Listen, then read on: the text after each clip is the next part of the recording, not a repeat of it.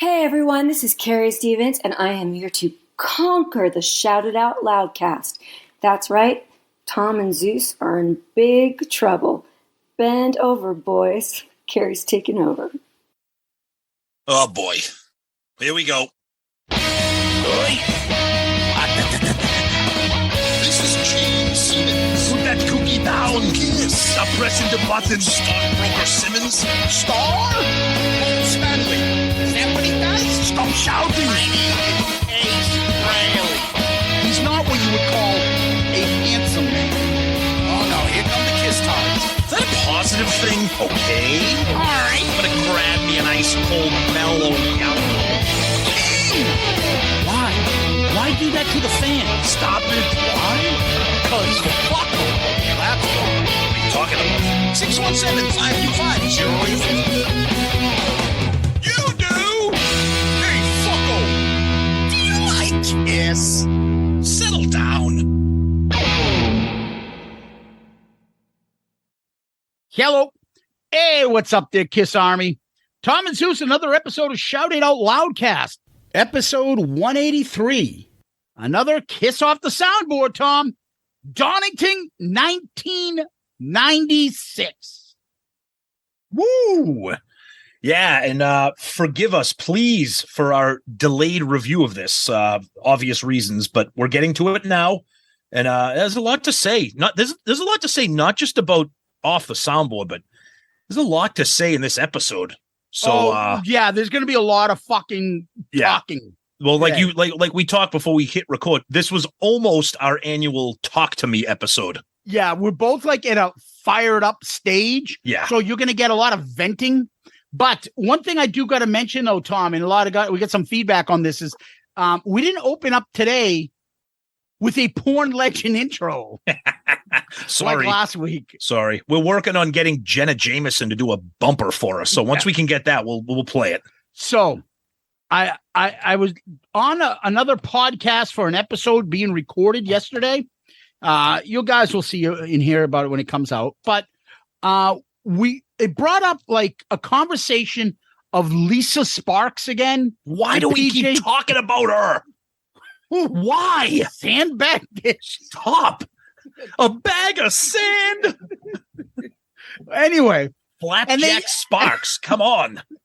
Oh, that was the other thing. Someone said Michael Bolton. He was in that band Blackjack with Bruce Kulick. And I'm like, you mean Flapjack? Hey, guys. I'm in a band. My friend Michael. It's called Flapjacks. Reissuing on colored vinyl. It's going to look like a pancake. On the back of the CD, you get a recipe for my fluffiest chocolate chip flapjacks. Check it out. Oh God, here we go. But there's a point to what I was trying to say about fucking Fatty. I mean, Lisa Sparks. So, and we were talking about it, and I said the whole funny thing about Lisa Sparks is the name came up because I said PJ Sparks. Yeah, that's like how it started. It was like in late 80s, early 90s, like porn fucking star everywhere, right? Yeah, she was cute. Like she was yeah. Okay. So the reason why I'd say PJ Sparks is I saw a porn that I thought that the actress was Lisa Sparks. I mean, fucking now I'm doing it too. PJ Sparks. But that wasn't her. And so through my diligent research yesterday, I figured out who that porn star was. And she was in a 90s porn, and her name is Tiffany Minks. Oh, yeah, I know her. Fantastic. Yeah, she could make the Shout It Out Loudcast March Madness. She had a fucking like a sour, like she sucked on a lemon, like fucking like angry face. And she was like yelling at the other females and like angrily banging them on bars. Nice. Oh yeah. She was taking control. And I was like, damn, who's this woman? Anyways, that's who I thought was the star of that. And I thought that was PJ Sparks, which you then thought it was Lisa Sparks. And now I got fucking sandbags for cameo appearances. By the way, welcome new listeners, families, and friends. Yeah. Tiffany Minks. Yes. Waiting for those fucking.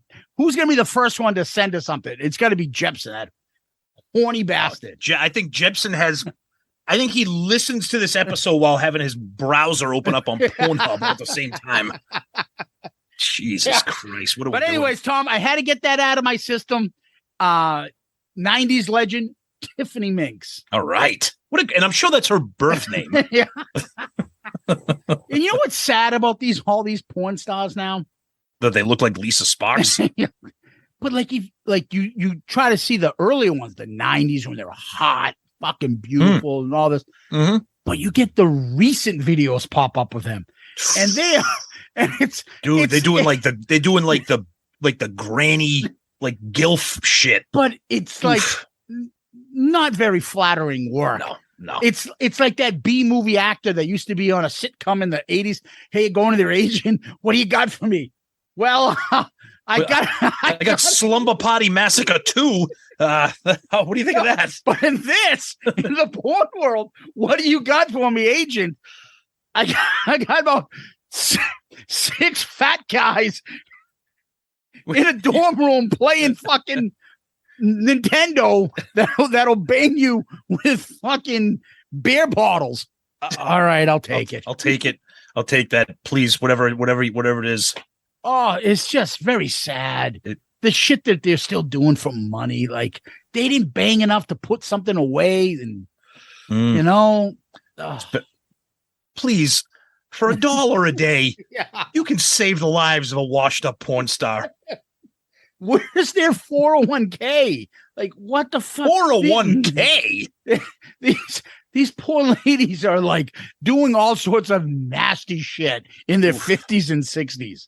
Ugh, yuck. And their views are just as much as the earlier ones. Yeah, because you got people who listen to our show going on. Be like, ooh, Tiffany Minks. Ooh, rough. Ooh. There's a good one there with her, Jill Kelly, another 90s legend. Man. Love her. Now you're talking royalty right now. And it's all these I think it was like a series, all these lesbians going nuts in a bar. Oh. Did TT Boy show up and try to bang them all? I don't know who that is. Oh, yes, you do. And I know our listeners. If I see her, I probably will. No, it's a guy. Oh, no. No, there's no guys in this. That's the whole purpose of it. Okay. Yeah. It's a lot of straps and a lot of appendages that are not normal, but there's no guys. Yeah, you can refer to our previous sponsor, adamandeve.com, and see what you got going on there. Yes. Oh, man. All right, we're about 5 to 10 minutes in. Let's get off Tiffany Minks. Ooh, let's get on her. And one last time before we move on. Oh, boy. The phrase that I was thinking about was dehumanizing. Mm-hmm. Like the shit that they're doing now at that age, it's just, breaks your heart. No, it doesn't. Oh, you people care about what's going on in Ukraine, poor kids suffering food. I look at washed up porn stars banging the JV team on a fucking football team in Washington State.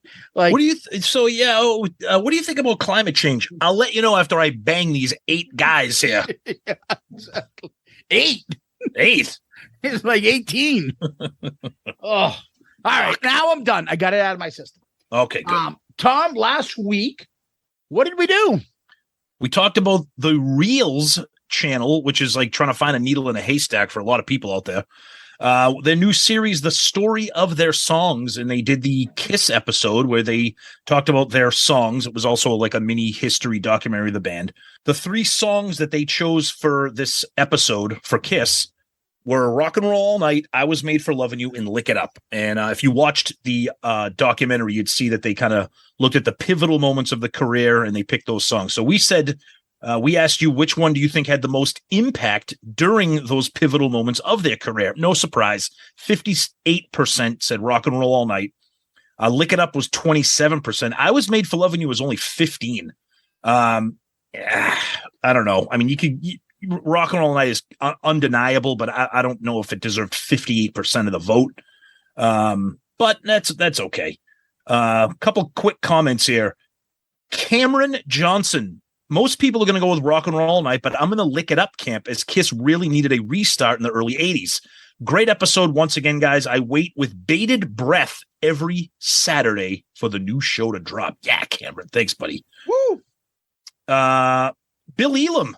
He had a great point here. He said, I went with I Was Made for Loving You. Probably at no other time in their career did they gain and lose so many fans at once. It's a great point. I think Eddie Trunk brought that up during the documentary. Our buddy Nige Savage, I voted Lick It Up. If it had been yet another flop, I think that would have been game over given the previous year's decline. Not sure that they could have recovered. As it was, Lick It Up made them relevant again near the start of the hair metal explosion. Timing is everything. Great point, Nige. And we'll do a couple episode-specific Twitter stuff hey, here, Tom, too. Before you move on, though. Sure. What do you got? On the Instagram, I think I had a brain lapse and I didn't connect with you. Oh, okay. Once in a while, when I do the story for Instagram, I put a poll up. Mm-hmm. So for that poll, instead of what we just did, we said what song should have been or would have been song number 4 that impacted KISS's career. The choices were Heaven's on Fire, Beth, Unholy, or Forever. So it went down like this. Number 4 was Unholy. Number 3 was Forever. Number 2 was Heaven's on Fire. Number 1 was Beth. That's a good poll. And you can't really argue with Beth. Yeah, yep. Agreed. Then we got a great one from our buddy Uncle Paulie. Took a selfie of himself wearing an Affliction t-shirt. He goes, unfortunately, I am aware I am a bit douchebaggery at times. What is your opinion on the American Fighter line of shirts? You guys are the number 1 podcast in this douchebag's opinion. Hashtag, yeah, Fusion Tech. Uncle Paulie's checking off all the boxes there. Yeah, but American Fighter, look, any of these lines of clothing that like make you look like a warrior, get the Punisher logo or like some kind of like emblem, like relax. Just be a dork and wear a KISS shirt. All right. So you say that. And then as we recorded the episode, a buddy of ours put up a recent photo of his wearing what you described. I didn't even know what an Affliction shirt was. Yeah. And he had one on. Yeah, shall we identify this, buddy? Yeah, it's Tony. But it's okay because that got brought up in the text chat, and I think there was some like self-deprecating humor there about, but see, here's the thing about Tony. I'm going to give him a free pass because he's in a rock band. He plays the guitar. He's got a shaved head, and like he can pull it off. Like he's not just some guy who's going to McDonald's wearing an Affliction shirt. He's in a band, so he gets an exception to that rule. All right. But Uncle Paulie, great stuff. Graham Richley chimed in and said, you have to be a bit of a maverick to wear one of those, Uncle Paulie. Let's see what else we got. Oh, our buddy Tom Dust, who, yes, thank you again for our fantastic intro music. Woo-hoo. He comes to our defense because we read some feedback about how somebody was saying, oh, corporate interview, blah, blah, blah. Tom Dust goes, corporate? Shout It Out Loudcast has more edge than a broken piss cup. And then he posts a picture of Nirvana with he kind of photoshopped Kurt Cobain's shirt because it originally says corporate rock still sucks, and he changed it to corporate podcast still sucks. So of course we love Tom Dust. And then our buddy Andy, who came to bat for me, he goes, thank you for calling out the Creatures cult. Aside from a few good songs, the album is a turd. And that triggered off a whole other line of stuff. Our buddy Wes Beach jumped in and said, bite your tongue, because we know how much Wes loves Creatures of the Night, but that was a good one. And then Vet Halen jumps in with one, because we were talking about somebody commented last week about the structure of our show and how it's feedback and news. And he chimed in and said, not only is the structure of the show consistent, but the audio quality has become a big deal for me. I've had to skip episodes of some lesser podcasts. Production quality of SIOL is never an issue. And then Dr. 2 chimes in and says, we're just thinking the same thing. The, quote, other KISS podcasts are full of technical glitches and guys talking over each other. Zeus is the Bob Ezrin of podcast production. Yes, I agree. Kudos to all of this to Zeus, because he does all the editing, all that stuff. Now, if he's the Bob Ezrin of podcast production, I hope that we don't have the elder somewhere rolled up our sleeve. But yeah, I wear a cape when I edit this shit after. Oh yeah, he wears a top hat and he yells at me. It's boot camp when we record. What the fuck? Yeah, exactly. But I'm glad you guys noticed that, and I will say there are plenty of podcasts that I listen to that I try, and if you're not taking care of your audio, it's just hard to listen to. You just got to focus on that. You got to spend the money on a mic and equipment and all that stuff, and it's tough. It's tough to, because I've heard podcasts that have good content, but just tough to listen to them. So, yeah, just like in the end of Revenge of the Nerds 2, I find it insulting. No, I mean, to be blunt, I find it fucking like insulting to your audience. It's lazy. I can't fix my fucking I can't get the microphone. Yeah. Look, if we're doing a live interview, we had that problem with Chris earlier in the month. And we acknowledge it, and we acknowledge it, and we apologize for That's it. That's the connection. But if it's me and you, it can't be that. Or better yet, dead silence, phones ringing, stupid shit going on. That means you're like, yeah, fuck it. We taped it. Put it out there. Right. That's the difference between a YouTube show and a podcast. Right. Dude, it's like that old joke on sports radio in Boston when Dan Shaughnessy would be accused of balancing his checkbook while he was on the Big O.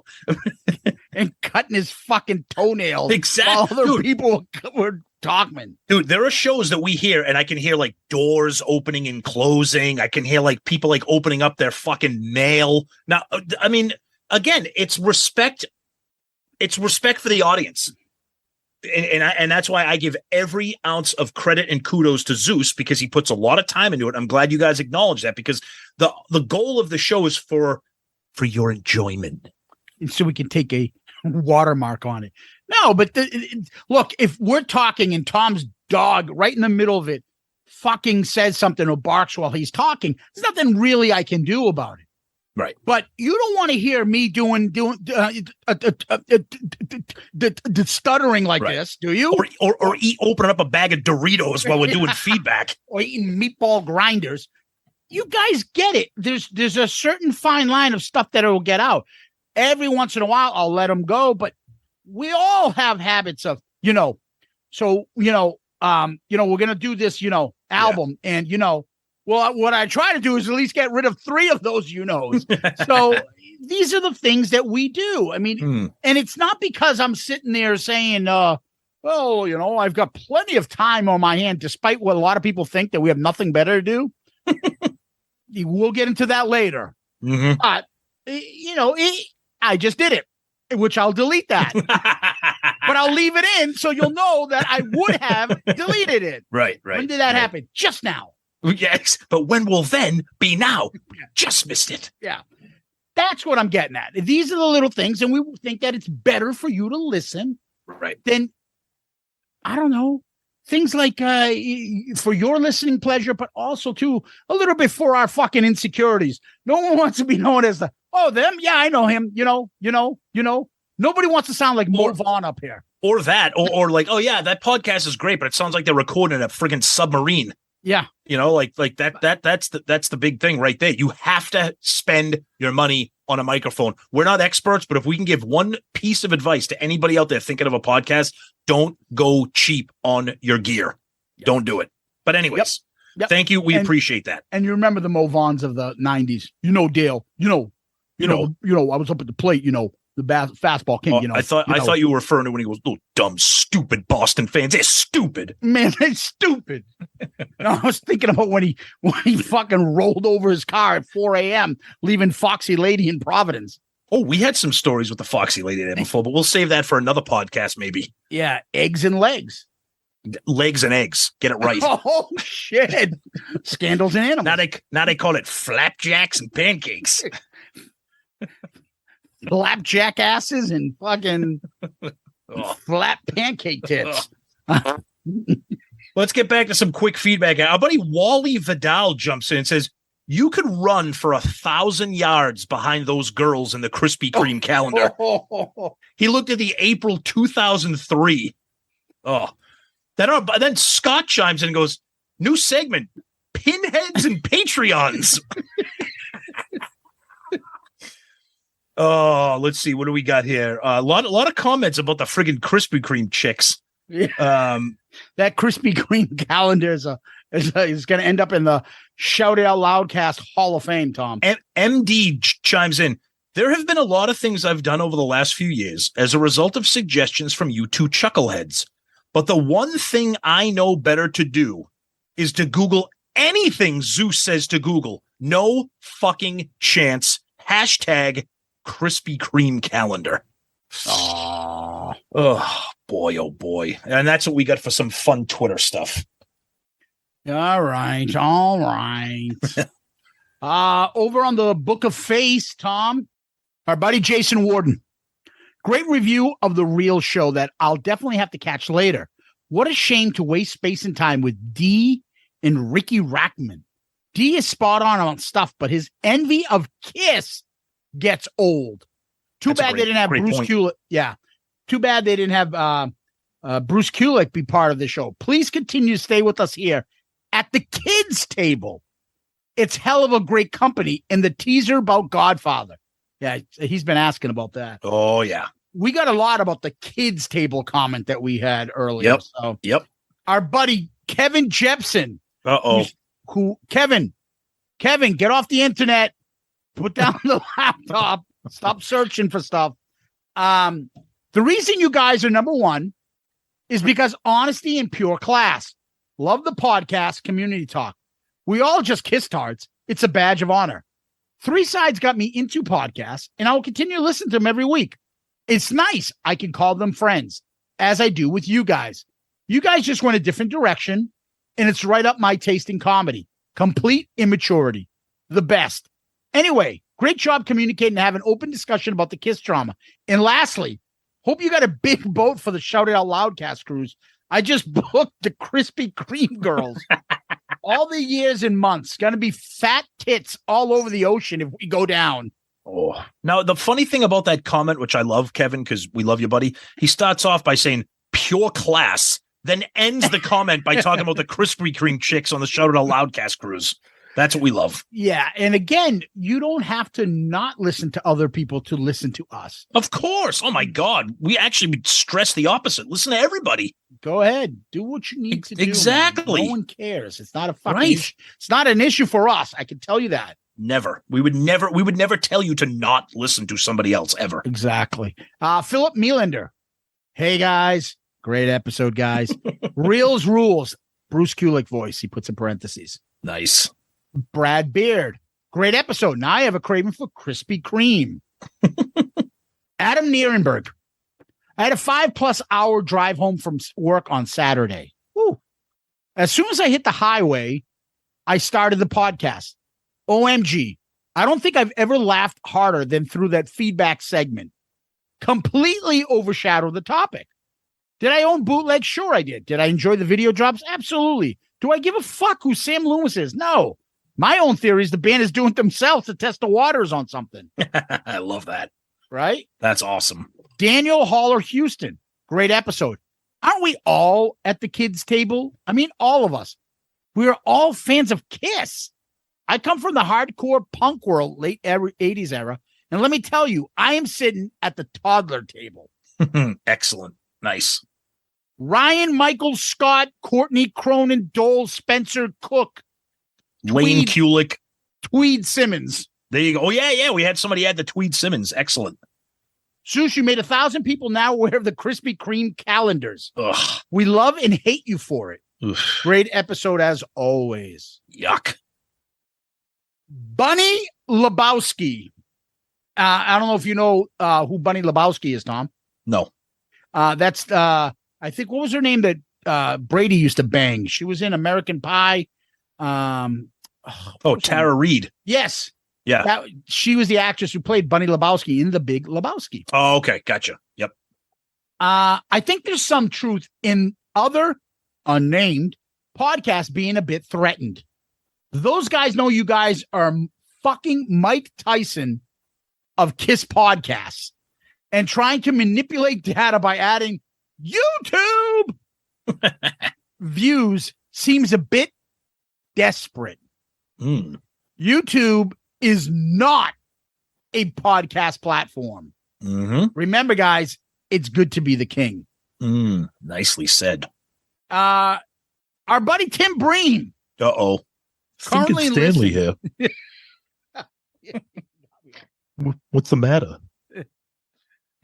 Hey, Think it up. We got to give credit where credit is due. Some of the shit he does is funny, but, go ahead. Anyways, he currently listening became a Saturday morning ritual. Oh, and fuck 3 sides. Oh, geez. I'll join you guys at the kids' table any day over those asshats. That's not nice. Come on. And then he superimposed our heads at a kids' table with other kids. That was pretty good. I like that one. Thank you. Jerry Greiton says, I have a conspiracy theory that you guys are actually Sam Loomis. That's my favorite conspiracy theory out of all of them. Let me kill that theory. I don't give a fuck about these videos. I really don't. Hold on to that thought. Yeah, but I just don't. And that's why it's definitely not me. Over on our Loudcasters page, our buddy now, Bunny Lebowski again says, and I have to read it because it's funny. Okay. Car ride, Dad, who's Peter North? Was he in KISS? No, he's a dude in the facial moisturizer industry. Why is he on a KISS podcast? Shut up and let Dad listen. Wonderful. Michael Murphy writes, KISS sold out. And then has a D. Snyder photo holding open his jacket showing in a Affliction t-shirt. Oh, yes. All right. Oh, God. Kelly Jem Blair. Great episode, guys. I want to go back and make a comment about the olfactory senses attacks in the center elevator at Creature's Fist in Nashville. Oh, good God. Here we go. I ordered the very same product that Zeus found. Let me preface this by truly stating that I was an NBC instructor in the Marine Corps back in the 80s. I served many years in the 80s. NBC is nuclear, biological, and chemical warfare. Dude, man, talk about a substance that would clear a bunker. Damn it all. That fart spray stinks to high heaven. My God. He's right. But I said it's not fart spray. It's shit spray. If he's right, if they want to do chemical warfare, have those crop dusting planes just fly over the United States and crop dust all the communities, and people would be passed out dead. Okay. To be more descriptive, I don't think we need to, but I like it.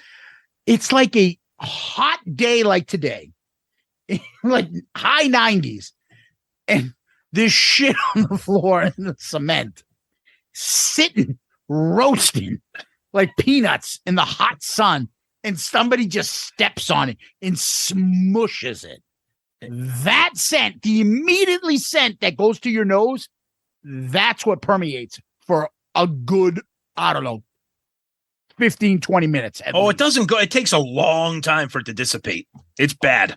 It smells literally like somebody put smeared shit into a fucking little canister. That's what I'm saying. It's not fart spray. Oh, no, it's dog shit spray. It's not dog shit. It's like horse manure. Rusty!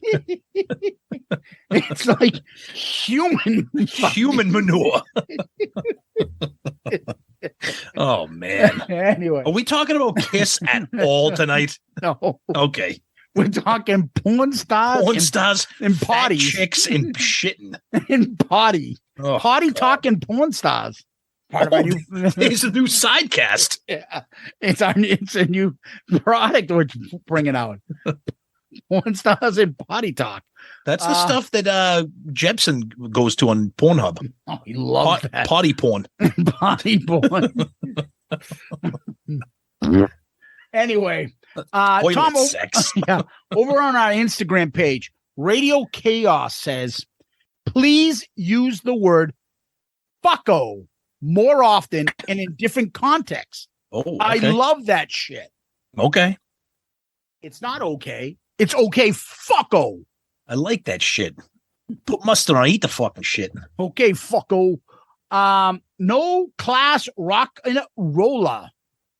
Dee Snider's an awesome frontman and has put out some badass albums, but he certainly comes across as an egotistical asshole and often contradicts himself. He was our radio personality on 107 WCC in Hartford, Connecticut for years, and he always would talk about his Digo. Still love him in classic Twisted Fucking Sister. I think that's an oxymoron. Yeah, I'm not a fan. I never have been. I'm not even talking D himself, who's a fucking bozo, but I think he's got some good songs. I think he's got a good voice. I think he's kind of bozo. You're right, but I think it outweighs, like, the contribution he brings outweighs all the stupidity. I will say I like his voice. I do like his voice. Yeah, and, you know, he does bring an element of rock and roll and that hair metal style sometimes. He gives it a voice that's needed, and but he is kind of a bozo. Mm-hmm. Over on YouTube, Mr. Antonio 2005. Glad to hear the real show finally went and got some new guests to talk KISS. Not sure I could take another show with the same rehashed KISS stories from Paul, like it was eighth or the roller coaster ride was about to begin. Oh boy. Great recap, boys. Pete Starrow. So I've been listening to your podcast a long time. I know Tom's favorite album is Love Gun. What is Zeus's? You'll find out when we finish reviewing all of them.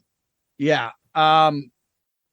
I've purposely since day one have, made a point to not share that. So we'll see.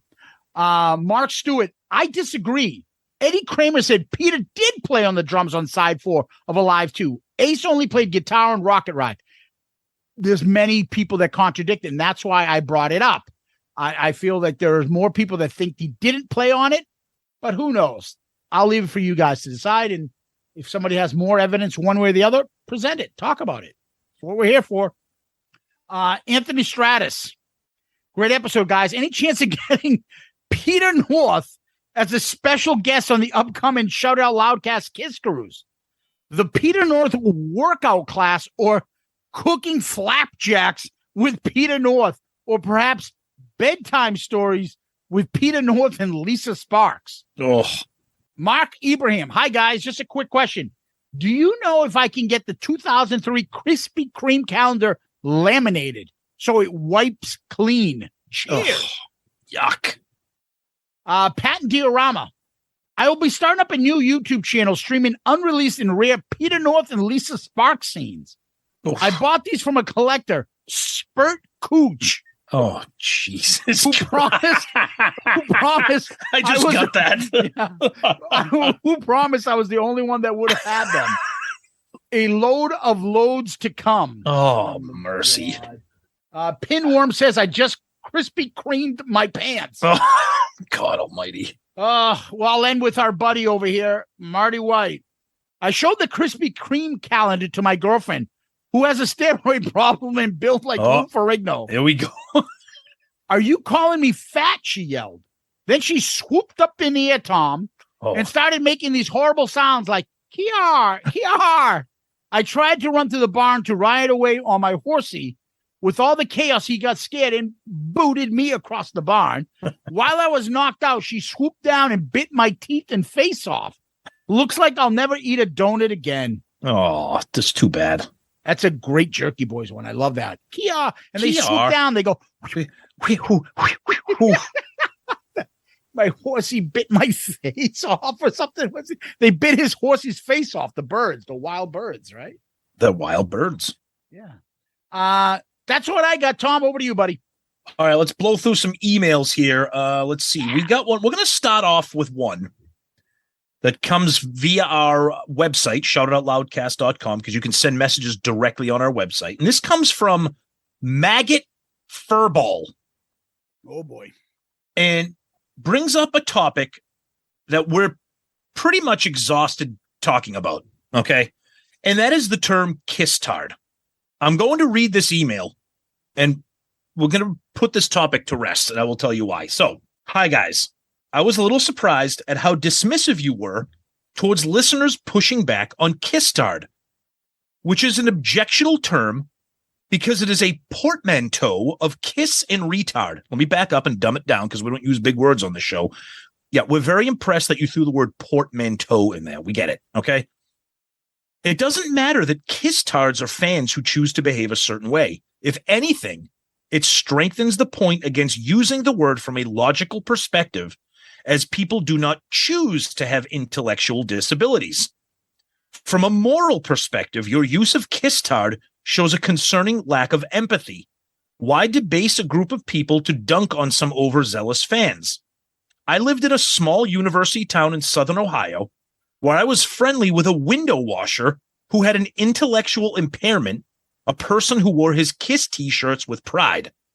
Podcasts weren't really a thing before I moved, but the way this guy could talk KISS makes me think he could be listening to a show like yours while plying his trade on a showroom window. Please give it some thought. I wish you both the best. Be well, Maggot Furball. Maggot Furball, here's my thought.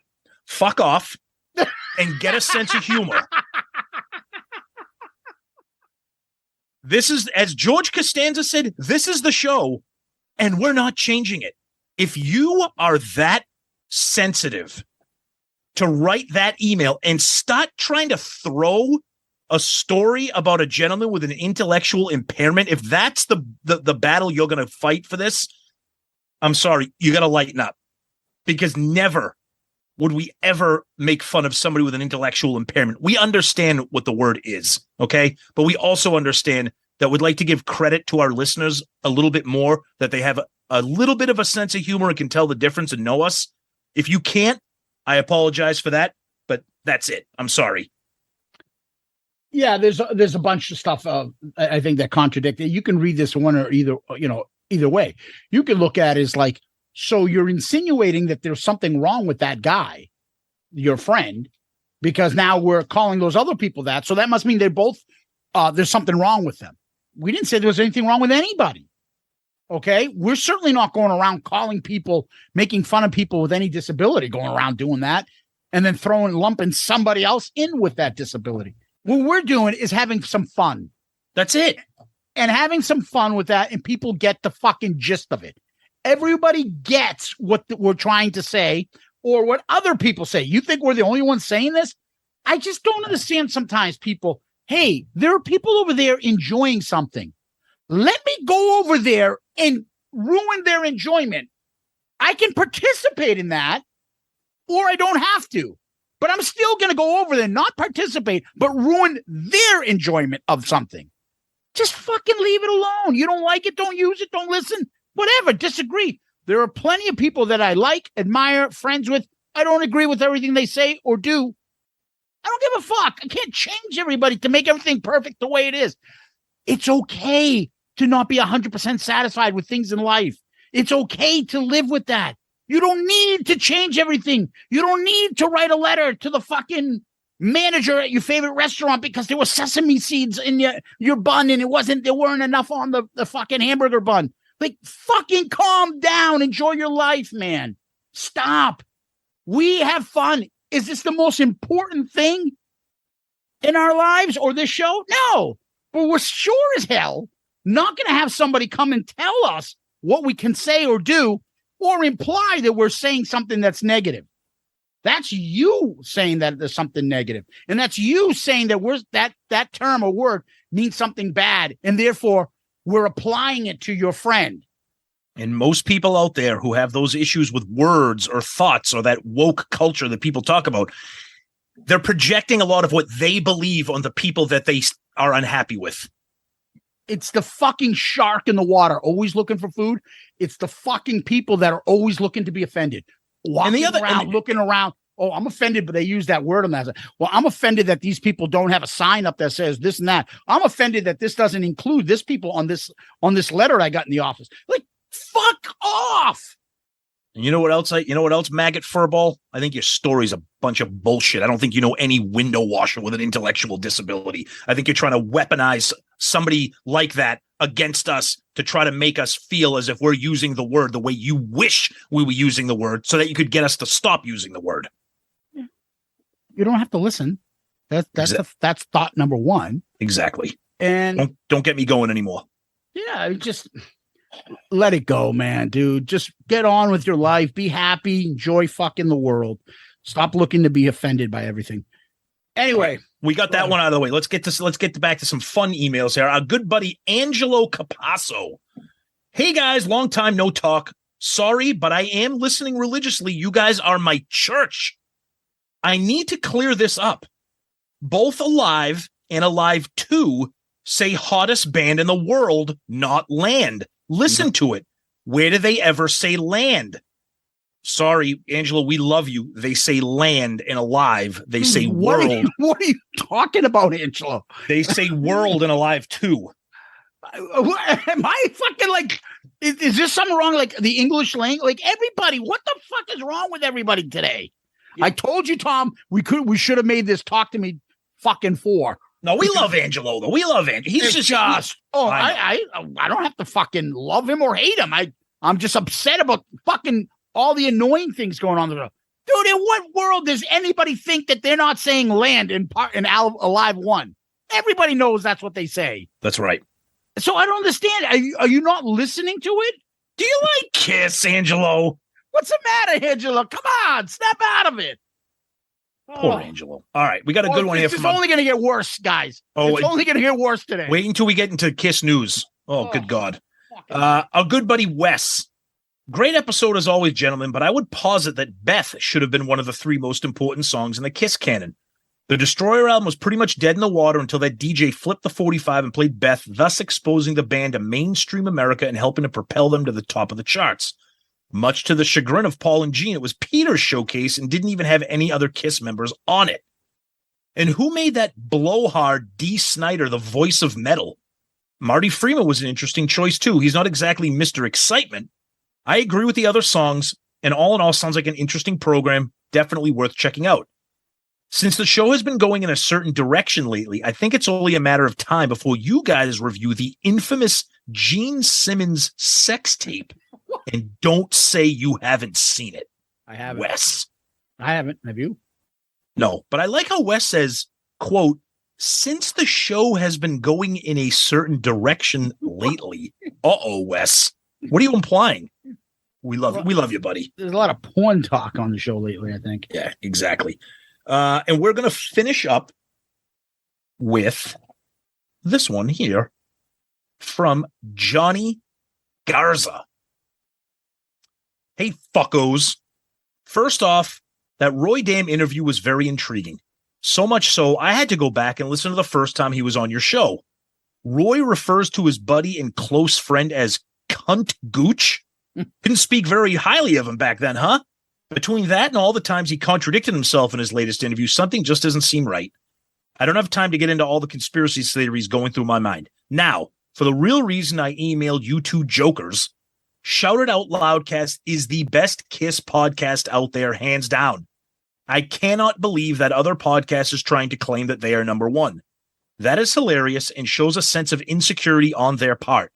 What I do appreciate is how you guys handled it. You took the high road and stated the actual facts, reinforcing what we all know. Shout It Out Loudcast is the number one KISS podcast. Also, what kind of shit was that about the kiddie table as opposed to the adult table? Here's the ironic part. I didn't know that eating and talking at the same time is considered conduct associated with the folks at the adult table. Fucking incredible.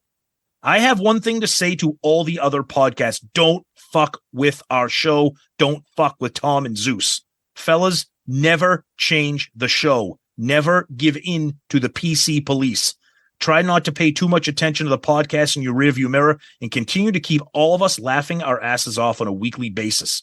The Shout It Out Loudcast community you two have built is pretty awesome, and I am a proud member as well as a Patreon. Keep up the good work. Good night, brothers. Johnny G, you are the man. We can't thank you enough for those kind words, the email, and the fact that you're a Patreon. And for that, Johnny G, you are the comment of the week. Good answer. Good answer. I like the way you think. I'm going to be watching you. Woohoo! Yes. We got a lot of that. we have a lot of loyal listeners that love to get our back, and we really appreciate it. Keep doing it. We love it. Absolutely. And, we that means appreciate it. That means a lot. Yes. Yeah. And I think the other podcasts out there, they kind of know. They don't want to fuck with all our listeners. They, there's a certain line they won't cross, but some of them have lately. Yep. Not purposely or whatever, but God damn it, man. It's getting on my fucking nerves. Well, let's jump right into that then. Yeah, let's do that. Let's do this real quick because it kind of piggybacks on what you were saying. It kind of piggybacks onto Johnny's email. And I mean, just for me, I will just say that our show, and we're proud of this. It continues to provide content to some of the other KISS podcasts, and that's something that we're proud of. And we're grateful that the KISS community can continue to talk about other shows. We've done that. If something really great or exciting or an interview is on another KISS podcast, we'll talk about it and vice versa. The one gripe I have is if you are going to talk about something that happened on our show, whether it's an interview with Jericho or Bruce or Roy or whatever, or something, please just fucking mention our show. Don't say, this other podcast out there was talking about Sam Loomis and they were talking about some interesting thing. Because we would do that to you. If you had Roy on and were dropping bombs about who you thought Sam Loomis was. Hold on. That's because we don't think those other podcasts are beneath us. No. And they feel that we're beneath them. Right. Now, do we wave the flag and say that we're number one? Yes, because we are. But that doesn't mean that we're belittling or minimizing the other KISS podcasts out there to the point where, like I said, if they did do something that was newsworthy or breakthrough, we would talk about it and we would say, hey, yeah, PRC had this on this week and it was really cool. We talked about blah. So if you're going to talk about us, that's great, but just be a fucking adult and talk about it. Say our name. Oh, Joey brought us up and the whole gang was talking about us on PRC. Yes, and we thank them for that. Baco and LC were talking about us the other day. Some podcasts don't mention anything about it, conspicuously very quiet on the subject to the point where it's obviously done on purpose. Yeah, as they say, the silence speaks volumes. Yeah, and then another, just throw it on some other podcast. Yeah, and then continue to podcast, and then continue to talk about our interview for 15 minutes. It just come on. That's. I mean, I know that been fucking eating at you. It has been, and not mentioning and whatever. I don't care. We've never treated anybody as a little beneath us or anything like that. My favorite thing is to talk lately is we've been helping out a lot of the newer podcasts out there. Mm-hmm. Why? We were there. We did that. People did it for us. And there's a level of respect for everybody going back and forth. We help out people too. Doesn't mean we're better or anything like that. Those podcasts can come back and kick our ass. But that's right. It is what it is. No one fucking sits there and gets all territorial. But again, there's a lot of people that listen to our show or listen to other podcasts or whatever, eventually get to the point where they're like, you know what? I want to do a podcast. Great. That's awesome. Do it. Mm-hmm. Go nuts. Have fun with it and be true to yourself. Be yourselves out there. Yes. However, what I've noticed, Tom, is some of the old guards have all of a sudden started doing stuff that they've never done before. Never. As though they're like, why the fuck is that podcast doing so well over there? Us, the people that are beneath them. They talk about lists. They put songs. They discuss the music. They fucking have fun. They do coming soon. They do. Yeah. They'll say how well they're doing it time to time. They'll do all this shit. They read feedback. All this shit. That is, from some shows that are older than, let's say, 5 to 7 years at least. All of a sudden they're doing things very differently. As though to say, like, what the fuck's going on? Well, maybe we should just do this. Like, no, I will take that as a little bit of a badge of honor and be like, okay, great. We're kind of giving you a little boot in the ass to kind of up your game if we want to compete. Now, compete, I use that term loosely because we are proud of where we stand. But again, we're going to say this again. we do not look down on any of these shows. Some of the stuff they're doing, though, is really, really transparent, and it's obvious. And again, if that's a result of them trying to battle with us or whatever, that's fine. That's fine. Let's do a top 10 list. Let's rank songs. Let's fucking do a draft. Let's do this, Tom. Oh, right. Shit. Oh, I don't know. It's funny that some of the shows that we fucking listened to and decided like, hey, maybe we have something to offer. Let's do our own KISS show. Right. They weren't doing that shit before. That's why we wanted to do it. Guess what they're doing now? That shit. Yep. Where did that come from? Shit, you've been in the game for over 5 to 7 years. Why is it now that all of a sudden you decided to do something? You never thought your listeners wanted to hear a top 10 list? You never thought your listeners wanted to hear like a best whatever, fill in the blank? Rank songs, doing this and that? Instead of all of a sudden, like, oh my God. Yeah. We did this. We got this. We did. Oh, okay. Yeah. It all comes down to respecting your audience. Zeus and I love this show. We love doing it, but it ultimately comes down to making sure that we're entertaining and respecting our listeners with content that they're going to want to hear, whether it's a draft, a top 10, reviewing an album, reviewing a DVD, having a guest on to talk about it. We want the topics and the content to be original, fresh, and unexpected all the time. And that's because we love you guys. That's why this is for you. Respect your audience. Yes. Plan for shit. Have stuff in. And if you didn't think fix your fucking audio. And if you didn't think your audience was interested in a top 10 Ace Frehley song 8 years ago, and now you think they're interested in it, why was that not something that you thought they were interested in years ago? Because it took too much effort on your part to produce an episode like that? You had to think? You had to research? You had to put a list together? You thought you could just hit record and just blow ass for a fucking hour about what's going on in the current world? No. You want a show that's good? You want a show that's going to entertain and attract and maintain and gain new listeners? Put the effort in, do the research, create content that's going to be interactive and increase your audience and increase comments, emails, and feedback. Tom, I find that there's a divide. The old school KISS, which is the Facebook, YouTube crowd, and the new school KISS, which is the podcast, Twitter world. And the Instagram crowd, Twitter, Instagram, podcasts. I agree. There's a divide. And that's fine. It's like we use the analogy, like the sports radio analogy. You had Eddie Andelman and Upton Bell, and they got fucking bounced. But anyways, all right, we got that out of our system. I don't want to be angry. I don't want to be angry anymore. No, I don't either. And I'm glad we get this out of our system. Every once in a while, we kick this shit out. Yeah. And again, there are so many good people and stuff and podcasts out there that we love, that we've gotten to know and we want to promote, and we usually talk about them on the show. You guys have heard the names we drop. Mm-hmm. And everybody else, we don't wish ill will of them, but we get annoyed from time. Yep. We get annoyed from time to time, and we need to get this shit out. And, you know, it's also a little bit of gamemanship, but we're letting them know, yeah, we know what you're doing. Yeah. We know what you're doing. And whatever. And ultimately, I'll say this for me, and I'm sure Zeus will kind of attest to it. I mean, it ultimately comes from the passion that we have for the show, like for doing it, just me and Zeus, and then for you guys being part of it. This is a big deal to us. Is it a hobby? Of course it's a hobby. We have full-time jobs. We have families. But this is a big deal to us. And that's why we're proud of the show. We're proud of you guys for helping the show. And so it's a big deal to us. Well, speaking of appreciating good help and helping us, let's talk about Patreon.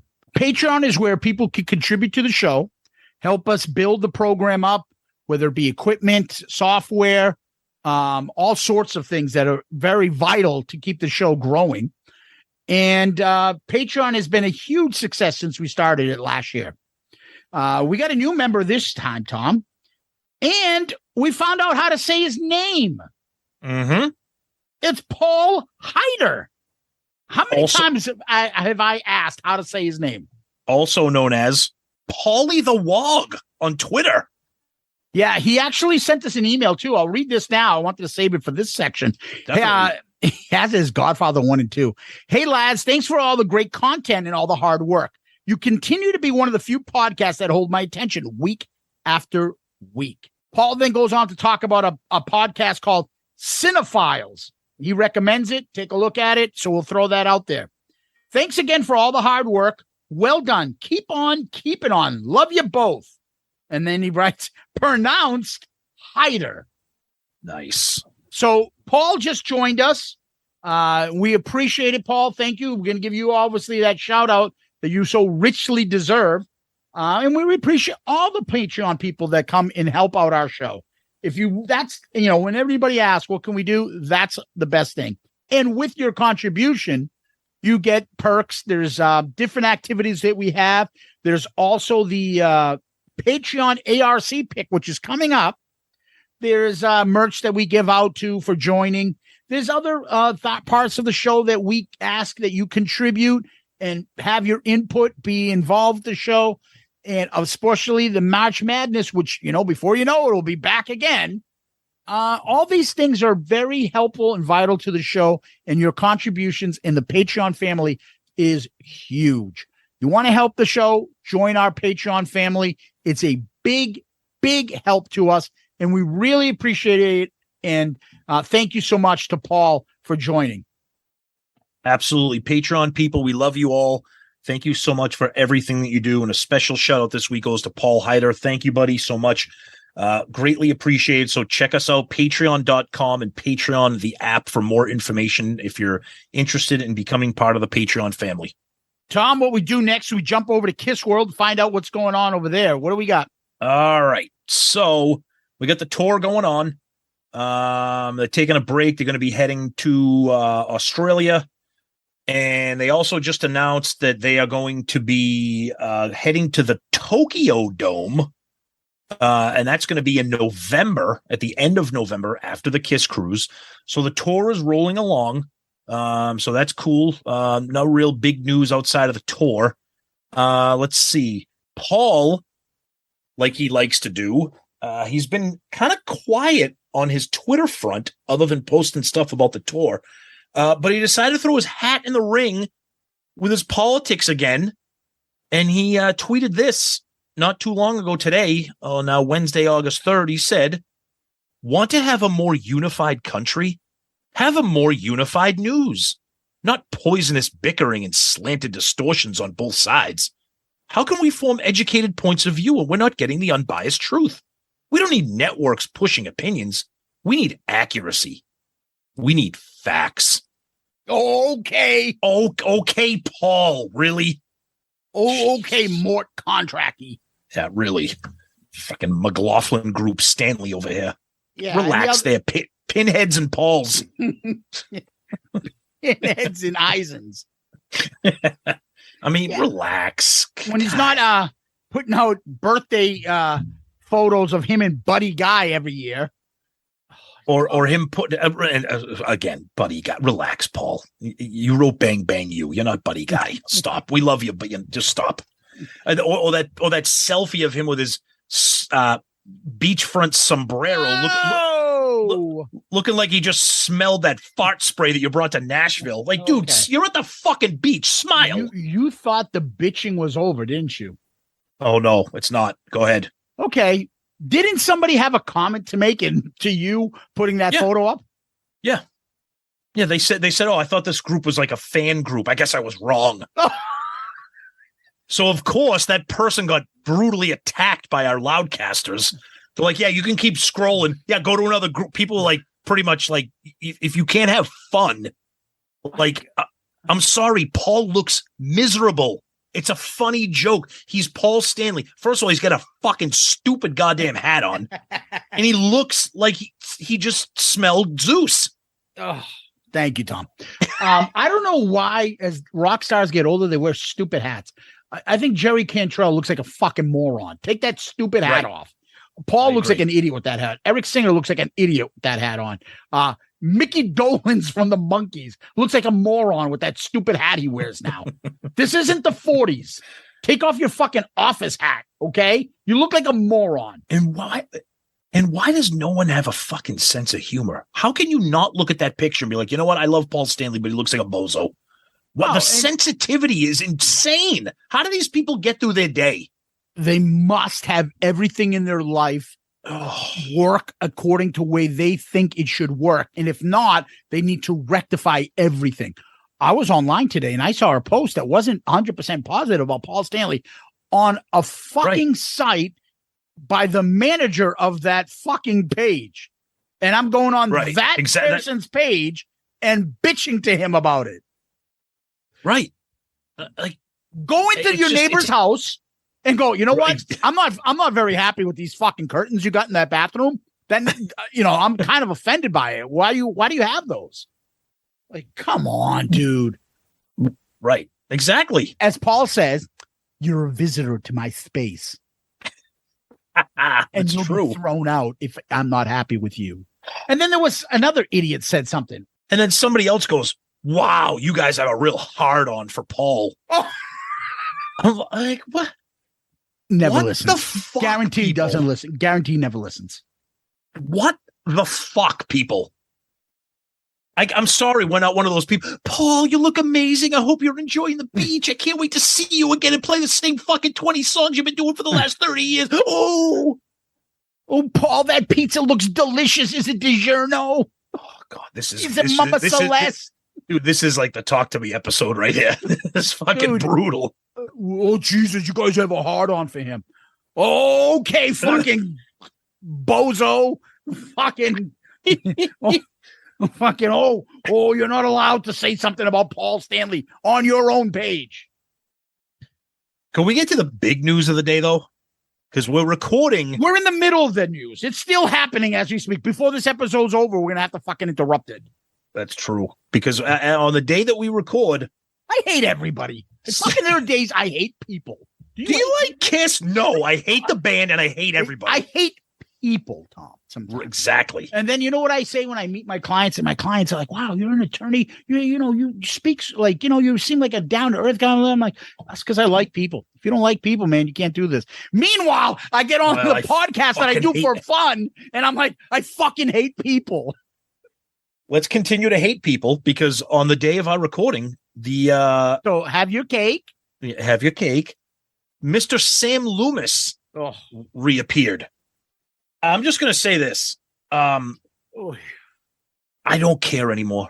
I'm sorry. I feel like I should care and I should have a fucking full erection over some video from 1977 that looks like it was taken underwater and then stolen. And then these things suck. They look like shit. They sound like shit. I don't care about them. They look like scrambled porn when you were fucking 10 years old, banging the top of the TV and hoping you could see like Bush for 5 minutes. These things are terrible. We've got Bush. I'm just not excited. What I am excited about is the drama.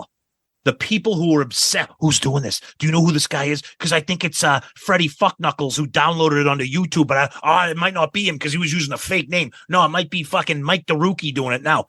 I can't. Mike the Rookie. Mike the Rookie. I can't do John it anymore. Musachias. I just don't. I don't care, and I feel like I'm a bad KISS podcaster for not caring. That's the problem with this because we're podcasters, KISS podcasters. We're supposed to. It's like obligated, right? And I don't give a fuck. I haven't seen any of these new ones came up. I didn't even fucking look. I just asked people, "Hey, is this stuff important?" Yeah. Hey, can you read? Well, that's what I'm saying. We need an intern. Hey, do me a favor. Watch these Sam Loomis videos and tell me if they're worth anything. Yeah, exactly. But I got to say, okay, you guys, and we love you, most of you, you guys have no idea how much shit we get behind the scenes. Oh, my God. Of people that I like to call good-hearted, but shit stirrers. Oh yeah! Did you see this? Yeah, take this. Hey, did you know this? Hey, I heard this is coming out. Do you want to see it? Hey, do you have this? You want this? Thankfully, people look to you as the one of us that is into that shit, and I don't get bombarded. But what I get from you are screenshots of the insane amount of fucking variety of people, not just one. But like double digits of fucking KISS tards sending you stupid shit. Throughout all this drama that started several weeks ago that got us all involved, I can say this to you people, okay? It's because I wish I wish we could all be in a room and talk shit and throw names around because yeah. you guys would love it. The shit that we hear, we have a couple sources that we talk to about stuff. And it's all about the drama and stuff. But the amount of stupidity and stupid shit we have. Thomas sends me DMs throughout this process, not just today. It did happen today. Of like kiss tards, like demanding shit. Oh, yeah. You need to do something. Mm-hmm. I'm a fucking grown-ass man. I don't need to do shit. Who the fuck? Like, this is a hobby. This is fun. We do a KISS podcast. Mm-hmm. This is in CNN. We didn't break the Pentagon Papers. We're not giving a fuck because some KISS star's got a video out of fucking Ace Frehley shitting in a bucket at a Jack in the Box. No one cares. I'd watch that. Yeah. Holy shit, I shit my pants. Jack in the Box, they're not even around anymore. Kangaroo meat. Regardless, like demanding, you need to call me. You need to do this. Yeah. You need to get to the bottom of this and get back to me. I got shit to do. No, I don't have a job. I have nothing better to do. I need to fucking get to the bottom of KISS shit. No, sir, I'm not doing that as part of my job. I have a KISS tard talking to me and tell me I need to do something. Yeah. No, because I sit in front of this laptop all day. I just sit here and just wait for people to tell me to do shit. I love it. The first time this happened, you're like, I think I was driving to Virginia Beach and you were getting shit. And I'm like, and you're like, dude, my boss doesn't talk to me like this. That's what I said. Who the fuck are these people telling me what I need to do? Yeah. Right. It's insane. Over what? Stupid KISS bootleg. Do you know how stupid this sounds? Dude, look at this grainy video from 1975. It's like the Zapruder film. You can barely fucking see or hear. Oh, but look, if you squint, you can see Gene's fucking bass guitar. It's like somebody that collects matches or something. Right? And they're like, oh, you got the fucking 1976 fucking ground round matches. Where'd you get that in mint condition? Like, I'll trade you a Howard Johnson's for a fucking ground round. Yeah. Like, who gives a fuck, you KISS tards? Calm the fuck down. No one cares. We do not. We like the drama and shit. But you think Tom in the middle of work needs to get on that right now? It's incredible. And that's the fucking I gotta say, there's certain things that I get more brunt of, and there's certain things that you do. You get all this. You want to be known as the vinyl geek around us and bootleg guy? I'm the bootleg guy, apparently. Yeah, this is what you get. Yeah, I know. The worst of the KISS tard shit. I get, hey, Zeus, look at this guy. This guy shit his pants when he was in work. Like, I get stupid shit like that video, which at least make me laugh. But you get like KISS tardation shit. Oh yeah, yeah. Like, beyond off the charts, like demanding you do shit. Yeah. You need to find out and get back to me, and I need to know by half an hour. Well, why don't you do it? I got shit to do. What do you think? I got sit around all day? Yeah, because I got nothing to do right now. It's fucking 2:00 on a Wednesday. What do you think I'm doing right now? Like tuning up my microphone for tonight? See, this is healthy. We have not purged like this in a long time. This is why we do those Talk to Me episodes. So this is a half a Talk to Me episode here. But it's not even on the band. It's just on fucking KISS tards. Exactly. Oh God, it's just when you sent me that thing, when it's like, yeah, you need to do this. And, again, a lot of people that are sending this stuff, I would say 99% of them are friends, listeners, buddies. Yep. But they just have a misunderstanding of the level of importance this is to us. Yeah. This is not that important. I think you know what? It's the price of fame. It's the price of being the number one KISS podcast. And I also want to point out one other fucking thing, because it's getting a little aggravating. Uh-oh. Our episode that we did with like Sam Loomis got a lot of old timer YouTube subscriptions. It was great. It was a regular, very good episode for us on our podcast. Right. But the old schoolers, like we talked about, the YouTubers and the Facebook people, that flooded our YouTube page. Big time. Big time. Okay. but we've had episodes that have blown away that Sam Loomis episode. Believe it or not. Yeah, it blew up our YouTube because the people interested in Sam Loomis are YouTubers. Yeah, and the comment section. Right. Because it's fun to talk about conspiracy. But it's not a fucking episode. After this shit gets resolved, there doesn't need to be a Sam Loomis 2, 3, 4. No.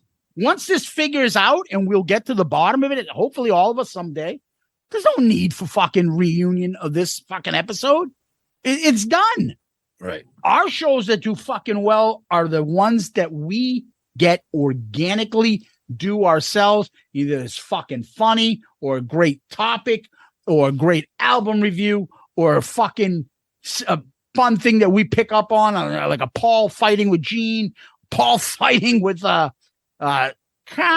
Apiece's girlfriend. That sounds like Ace. I don't even know. I can't even do an impression. Shit like that. But this stuff is not that important to us. Sam Loomis shit is not that important. I want to get to the bottom of it. It's fun. It's funny, but it's not fucking stop what you're doing at work. Tell the judge you're on hold because you need to fucking look up online what somebody said, if it's true or not. Like, go fuck yourselves. Come on, people. Get a grip. Like fucking William Shatner said in that Saturday Night Live skit. Yeah. The TV show, people. Yeah. It's a fucking podcast I did for a couple of years. I got a few laughs. I mean, you're turning into this podcast into a colossal waste of time. Look at you. You over there. You ever kissed a girl on the lips? Exactly. Come on. All right. We got that out of our system. Oh. I feel good. I'm finally, how long we've been talking for fucking a week and now we can get to the topic? You sound like Shaq. I feel good. I feel good. I want to thank my mother, my father, my brother, my brother. That's it, Jamie Foxx one. Yeah. He never gets excited. That's why I want somebody like Shaq. Shaq, how you feel? You just won the championship again. The MVP. I feel good. I feel good. I feel good. I want to thank my mother, my father, my brother. Tom, give me a second while I resign my fucking my job and my business and shut it all down so I can fucking run on a clue that I heard about Sam Loomis. I'll be right back.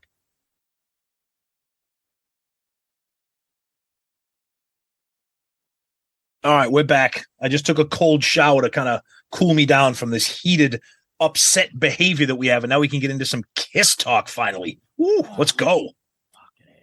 All right.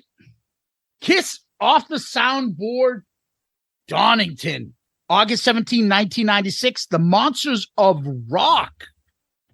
Woo.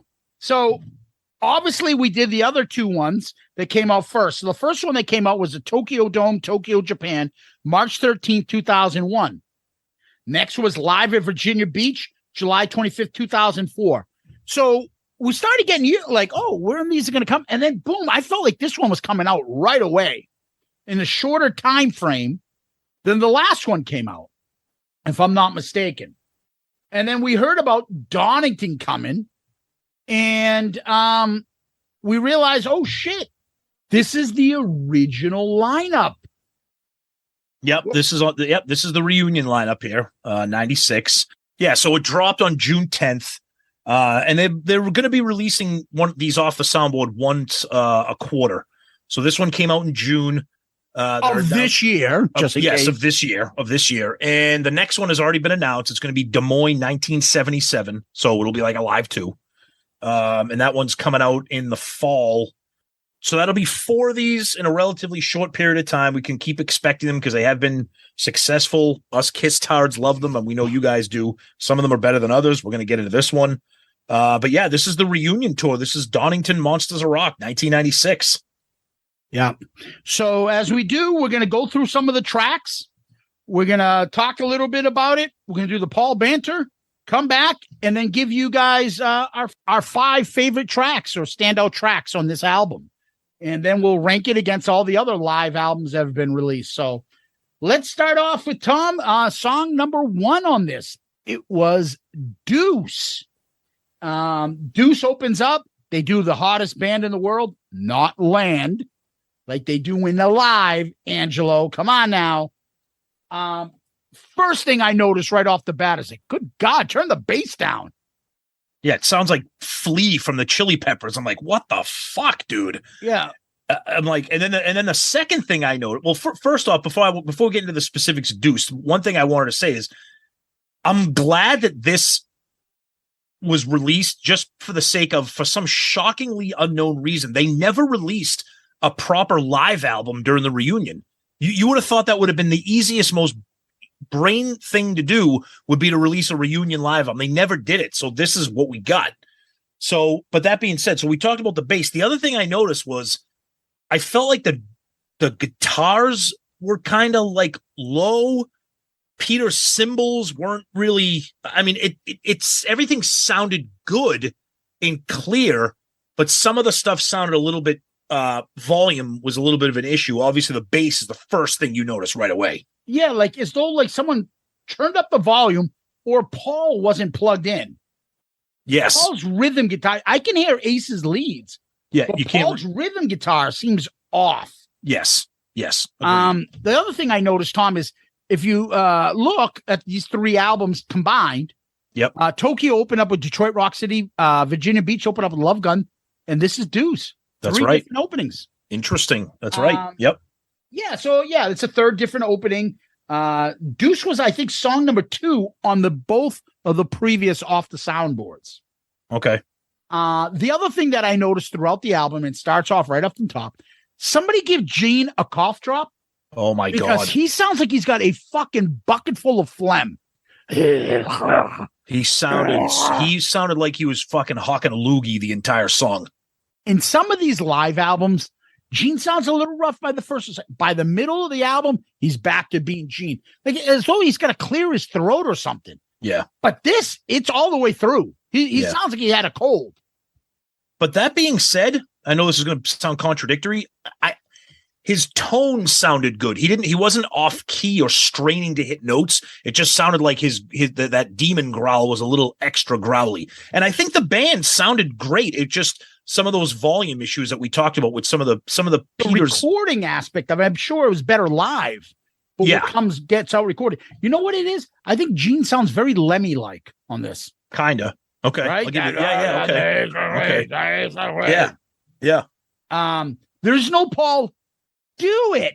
Yes, I noticed that. I'm like, I was waiting for it. Because we always go, oh, there it is. Yeah, and it never happened. Yeah. There was no I thought Ace's solo was pretty good. It's a little sloppy, but it was pretty good. Yep. Not bad. One of the first things I did notice, though, just generally speaking, was that, and again, this is 96, so this is like this is the oldest of the Off the Soundboard.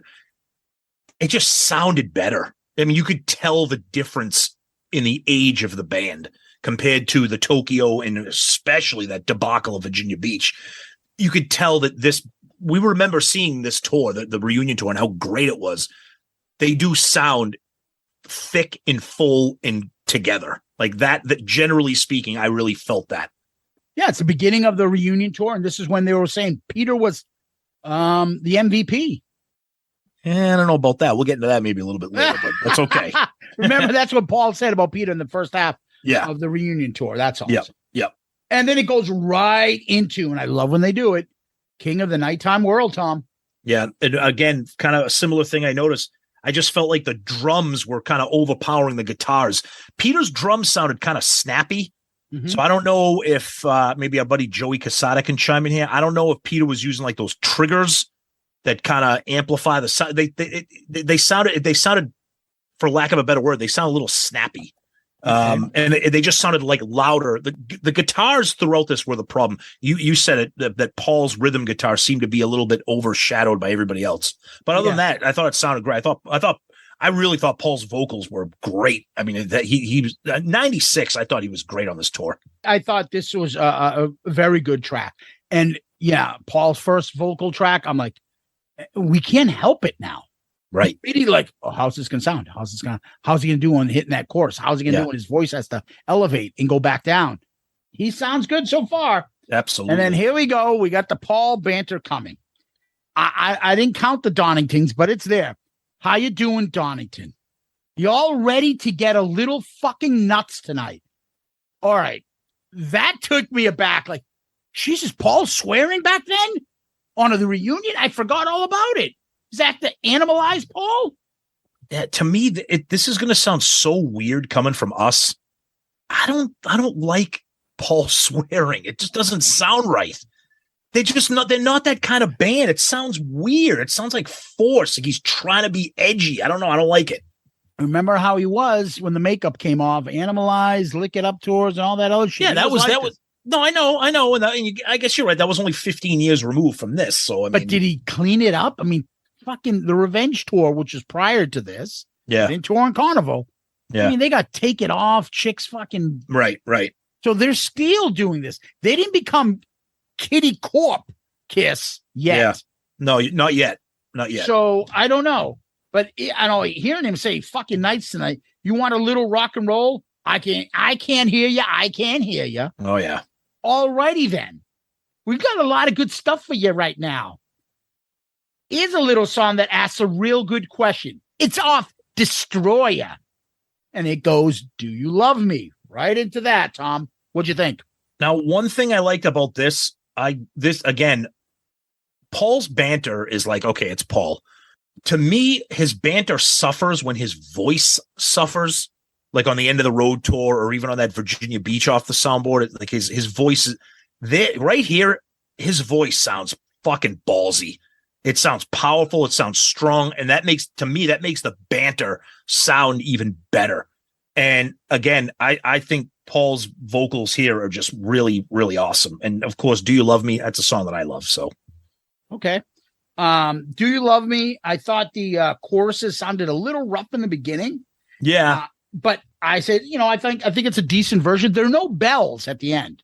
One of the problems with Do You Love Me, and this was on one of the previous soundboards, it's that harmonizing during the chorus that always struggles when you're hearing it raw off the soundboard. It's that background harmonies with the chorus of Do You Love Me that it's hard to nail. They did a much better job on this one, I thought, than the other one, but okay. I didn't mind it. I didn't have a lot of problems with it at all. Paul back on the mic. All right. How we doing so far, Donington?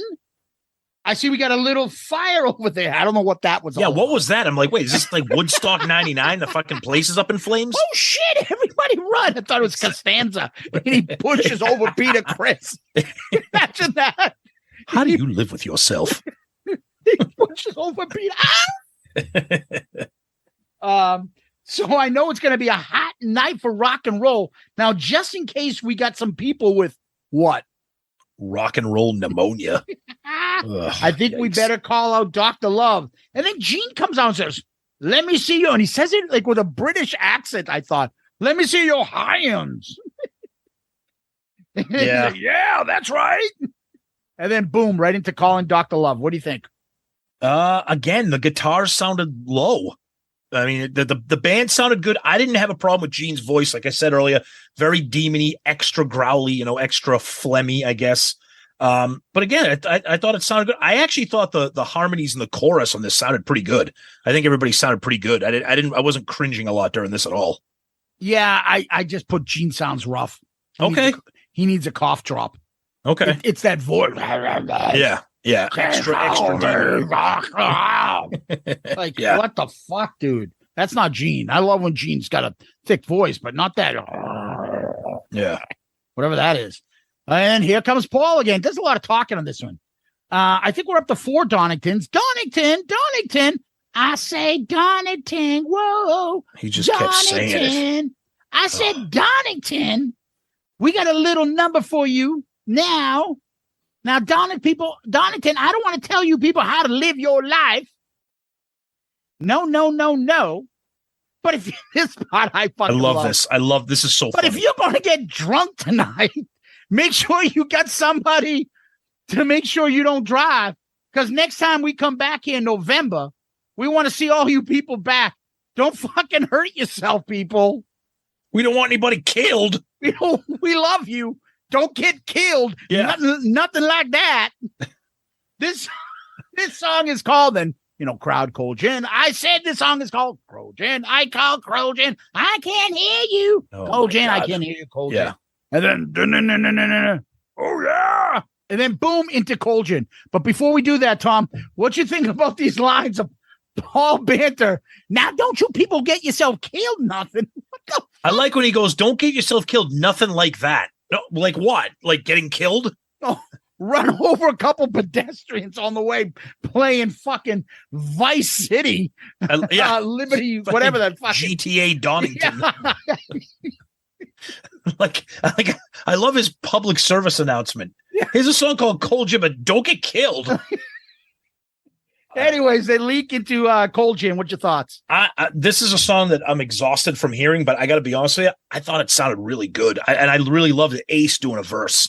I thought when Ace chimed in with a verse, I thought that was a cool little surprise. I like that. I mean, it's been a while since I heard any. I mean, like I said, there's no proper live album for this. I do have one of those bootleg box sets on this reunion tour. And that's why you get those DMs, and I don't. I know. I need to stop telling people that. But yeah, I liked it. I really liked kind of a little breakdown at the end, a little guitar noodling, and the kind of the outro of the song. I thought it sounded really good.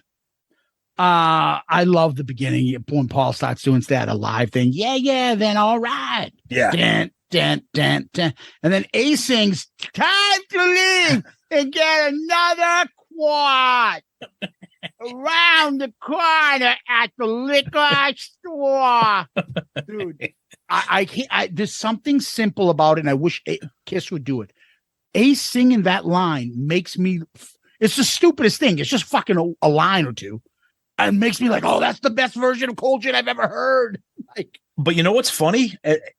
He sounds so much better here in '96 than he does like today, or when we saw him last year. He sounds. I'm going to say blasphemy here. He sounds better than Gene on this album. Okay, maybe he's not bad at all. There's no fucking breaks in his voice or anything like that. It's not your place. Yeah. In the days of my youth. Oh, God. But I liked it. Good times, bad times. You know, I had my share. We're all patriots tonight. Good times, bad times. With my woman at home without a man. Oh God! But I put Drunk Ace. It was real old Kiss style version of this song, and I really liked it. And then they go right into your favorite Kiss track of all time. Bam, bam. Let Me Go, Rock and Roll, song number 6. The only thing I like about this song was kind of near the end, like kind of like the outro stuff, and then of course Peter screams the, Kiss loves you. I'm just not a fan of the song ever. I will say I tolerate it more live. Okay. I thought I put on this Ace is blistering on this. Blistering and the solo and the extending and rocks. And then Pete just throwing again, I don't ask for much. But Peter just saying, "Kiss loves you, Donington, rock and roll." Yeah. Oh, it's awesome. I like it. I love it. And loved it. Yep. It's that bit of nostalgia, But here it comes. Paul, now people, I don't want to lie to you people. I can't see everybody here. People over there, let me hear you. Oh. People over here, let me hear you. All the way in the back, let me hear you. Wild animals on the floor, let me hear you. Cool. Here's a little song. You ought to know this one. Dude, the way he says cool annoys me. Cool. Why is that a thing? Because it's cool. Like, dude, you're Paul Stanley. Act like it. Cool. Oh, cool. Yeah, this is number 7. Shout it out loud. Yeah, this one here, this is when I really noticed Gene's voice. I was like, his voice is fucked up. Like during the verses, it was extra raspy, gravelly, phlegmy, whatever. Still sounded good. I mean, it wasn't like he was out of key. He was hitting the notes. His voice was just really, it's kind of rough. Band sounded great. This song always struggles for me live.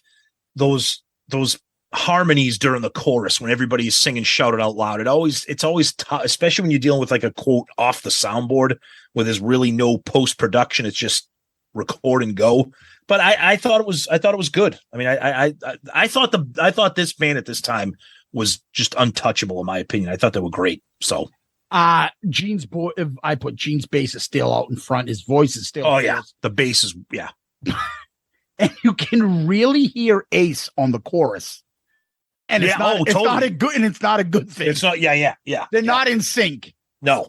And the other one part of this is, and I shouldn't have. I opened my mouth up, and I said, "Ace sounds good. He's not breaking. His voice isn't breaking." But then he completely fucked up. Come on, everybody, shout it out! Yeah, that was the one line they give him in the song. Yep.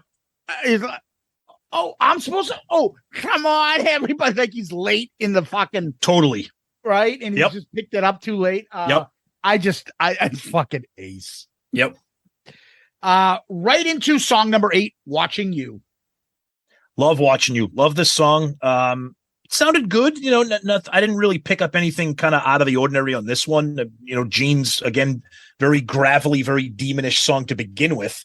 So I thought any kind of vocal issues that we've been talking about so far, I think, if anything, they fit the song. But yeah, I mean, I love this song.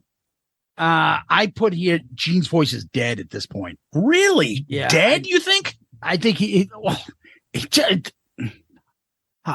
need to rephrase it. It ain't getting better. Okay. I know what you mean. Okay. I mean, like, I thought by now he would get it out of his system. He'd sound better. Yeah. It's not. This is what it is throughout this whole album. Yeah. And his bass in the forefront is getting distracting for me. Yeah, I agree with that. That was really, really, really tough. Because you know, when you listen to all these live tracks, what I like to do sometimes is take the same track, go to the Off The Soundboard of other ones or the live albums, that official live album, and then play that song and listen to how it sounds, and then listen to this, and you can tell the difference of his voice and everything.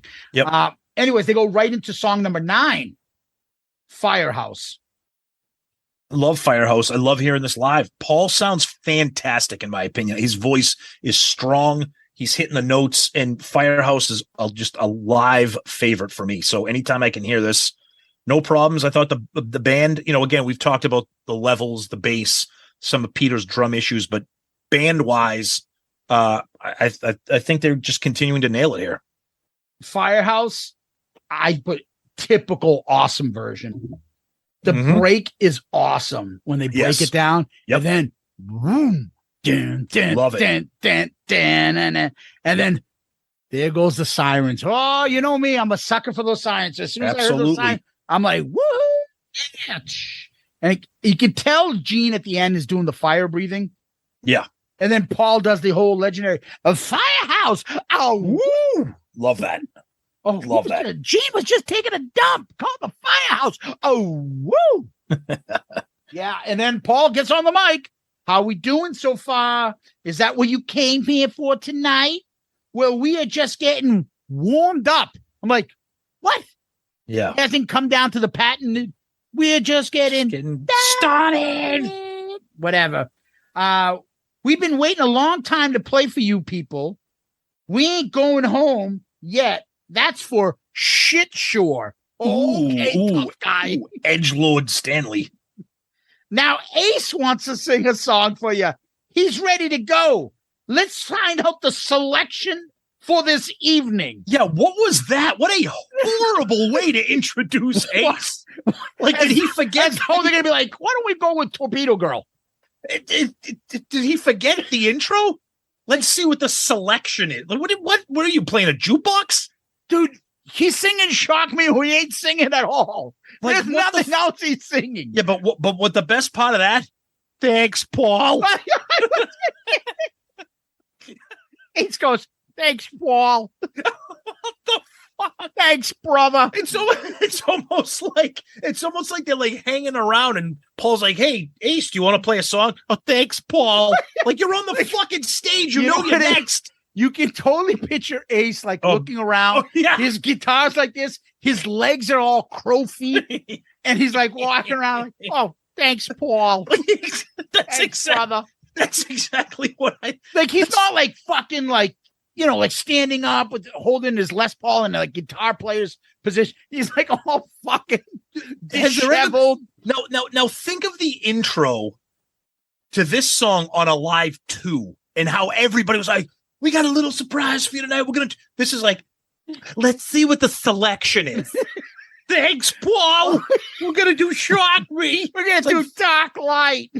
like he's doing fucking karaoke. It's just coming off a future album of mine. It's called Genghis Khan. Dude, the unintentional Ace comedy. But thanks, brother. He says, thanks, Paul. Then he goes into and he goes, love you. Shock me. Oh, dude, when did that become a thing during this? Where he says, shock me. Then he goes, shock me. Yeah, like he's questioning, shock me. When did that happen? Like, I'm Ron Burgundy? like when did that happen? I'm gonna sing shock me. And then one of the most ridiculously long and annoying Vinnie Vincent style solos where he just goes off the track and just starts playing stuff that has nothing to do with the song. So this is the thing that I wrote. Terrible. So they go into song 10, obviously, shock me. And I write, great, a 13-minute Ace song. As soon as I saw that, I was like, you got to be fucking kidding me with this. First chorus, he does the shock me Oh question. My God. And then I said that Ace it does sound better on the verses than Gene does. I said the solo is awesome. But then he gets into this guitar solo. That's like, the problem. Ace Right. is known for the fact that we can hum his songs. They fit every one of his songs. We know the solo for that song. It wouldn't just be able to get squeezed into Christine 16 solos, not going into I Want You solo and vice versa. Right. He right. handles it. It goes with all the songs. But here is just fucking noodling that has nothing to do with anything. No, it sounded like Vinny at Creatures Fest. Just random riffs, random bits of noodling that just, I'm like, what are you doing? You know, for a solo, you know what I remembered? You remember seeing Guns N' Roses and Slash all of a sudden went into his solo and did the fucking Godfather theme? Yeah. To me, that's fucking awesome. Yeah. It's not the fucking greatest, but he did he went into the Godfather theme. We all recognize, we're like, whoa, that's awesome. Yeah. Yep. Like, entertain me with that. I don't need. Yeah. It's not pleasing. No, it was bad. It was bad. Oh, it was fucking terrible. Yep. Halfway through this monstrosity, Ace yells, louder. What? And then I'm sitting there going, oh, there's the Ace cult cheering on this fucking 8-minute guitar solo. But, he goes worse. He goes, we're going to blow some shit up. And then you can hear all the special effects that ends with, you know, the familiar Tommy gimmick. And I can't believe I'm saying the Tommy gimmick. You mean Tommy does the Ace gimmick. That's but right. We all remember it now because Tommy's been doing it for the last 10 years. Yep. But Ace was doing that. So then it comes to the familiar guitar picking that he does all the way through. And at the end, Ace says, from Mars. I don't know why he says from Mars. So fucking, I love it. This is why there's an Ace cult for dumb shit like that. Yeah. And then Paul says, Ace Frehley lead guitar twice. Yeah. Oh man. Dude, do we really need a fucking 13-minute shock me song? Terrible. Oh, terrible. God. Well, we're going to get to the next part, and they start off with Strutter. But before we get to Strutter, Paul says, let me tell you, man, for a long time as we've been around, for as long as we've been a band, we always used to think about coming over here and doing Donington. So tonight's kind of special for us. And you know, it's people like you. They keep telling us, why don't we do it one more time? And I'll tell you, we're doing it one more time. Actually, you're going to be doing it 100 more times, probably. And we're having such a good time. We don't know if you're ever going to end. So we're going to do a song now that comes off the first album. That's right. This one comes off the first album. It begins with an S. We're fucking playing games and riddles now? Okay, now we're playing fucking Scrabble. This one's called, and then they get into Strutter. Yeah. Well, see, for me, I love Strutter. I never get tired of it. I love it live when they play it. Sounds great. Paul, again, sounds fucking great. Yeah, Paul sounds good. I said the bass is still distracted. Yeah. It's a good version of Ace solo, but then the song cuts out right at the end of the solo. Yeah, something was weird happening there. I don't know if that stops right there. It doesn't continue into the chorus or anything else. Right. They just cut it short. It's very weird. Right. And it goes right into Gene's like solo blood. Oh yeah. Oh yeah. Oh yeah. Oh fuck yeah. And right into Boom, boom, boom, boom, boom, boom. God of Thunder. I don't know. I thought Strutter was fine, but I just understand why they cut it short. So they go right into God of Thunder. I think Gene still sounds hoarse. What do you think? This song always sounds awesome live. I love it. I mean, if anything, Gene's vocal problems, quote unquote, can survive God of Thunder because it's the ultimate demon song. Yeah. I agree. But then it just goes into a fucking disastrously boring and painful drum solo. That's a 4 minute and 30 second drum solo. Fucking, and if you think being in a stadium and watching a drum solo is bad, try listening to it just audio with a CD or whatever. It's horrible. Yeah, from 4:45 to 9:15. Oh God, brutal. And Paul, how about it? Peter Criss on the drums. Yeah. Then right back into Gene, the Gene version when he's talking, does the talking. I am the Lord of the Wasteland. Mm-hmm. So if you want to hear God of Thunder live, like, do you want to, like, this is the shit that I hate. Live albums that have fucking this stuff, because then the song, what are you doing? You're going to remember a fucking drum solo instead of in the middle of a song? Exactly. I agree. Yeah. Anyways, we're back to Paul Stanley. Donington. We came over about 2 days ago on an airplane. They searched us, and I made it to this country with my pistol. Oh, right off the bat, Paul. All the guys here tonight are packing big steel. I know it. I'm like, really? All the girls are thankful for all the guys with the big guns. Here's a little song. This song's about, how long is it? I'd say it's about 8 inches long. Okay. You can make it 9. This one's called, and then crowd, Love Gun. I can't hear you, Love Gun. I can't hear you, Love Gun. Before we get into Love Gun, what'd you think of that Paul Stanley fucking banter? So you have an 8-inch dick and it only grows 1 inch? So you've got a noodle. So isn't usually like you go from like 4 to 5 inches to 9 to 10? I mean, come on, dude. Really? What are you doing? Dick jokes by Paul. Maybe back in the 70s that was funny, but now I'm like, Anyways, all that being said, Paul, again, sounds fucking awesome. I know Love Gun is beaten into the ground, but I always love it live, and I always love it when Paul sounds like this, because our experiences of hearing this on the End of the Road tour, it's just, he just can't do it. It's distracting because you're so fucking, is he going to fuck this up? Exactly. Are they using backing tracks? He's crushing it here, though. Yeah, again, the bass is distracting for me. I thought the chorus was pretty bad. Really? It's the band going, yeah, well, again, kind of like Do You Love Me and Shout It Out Loud.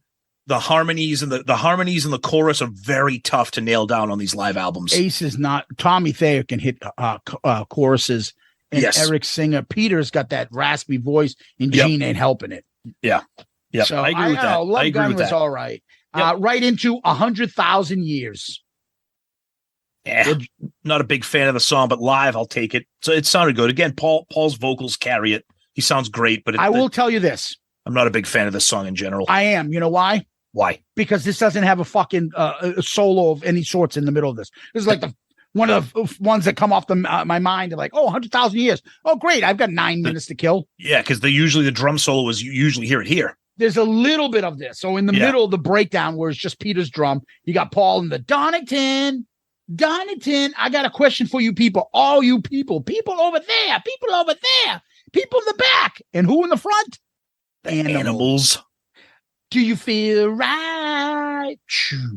Do you feel right? Do you feel right? Do you feel, Yeah. Hey, do you feel right? And then boom. And then Ace is playing some little noodling. Yep.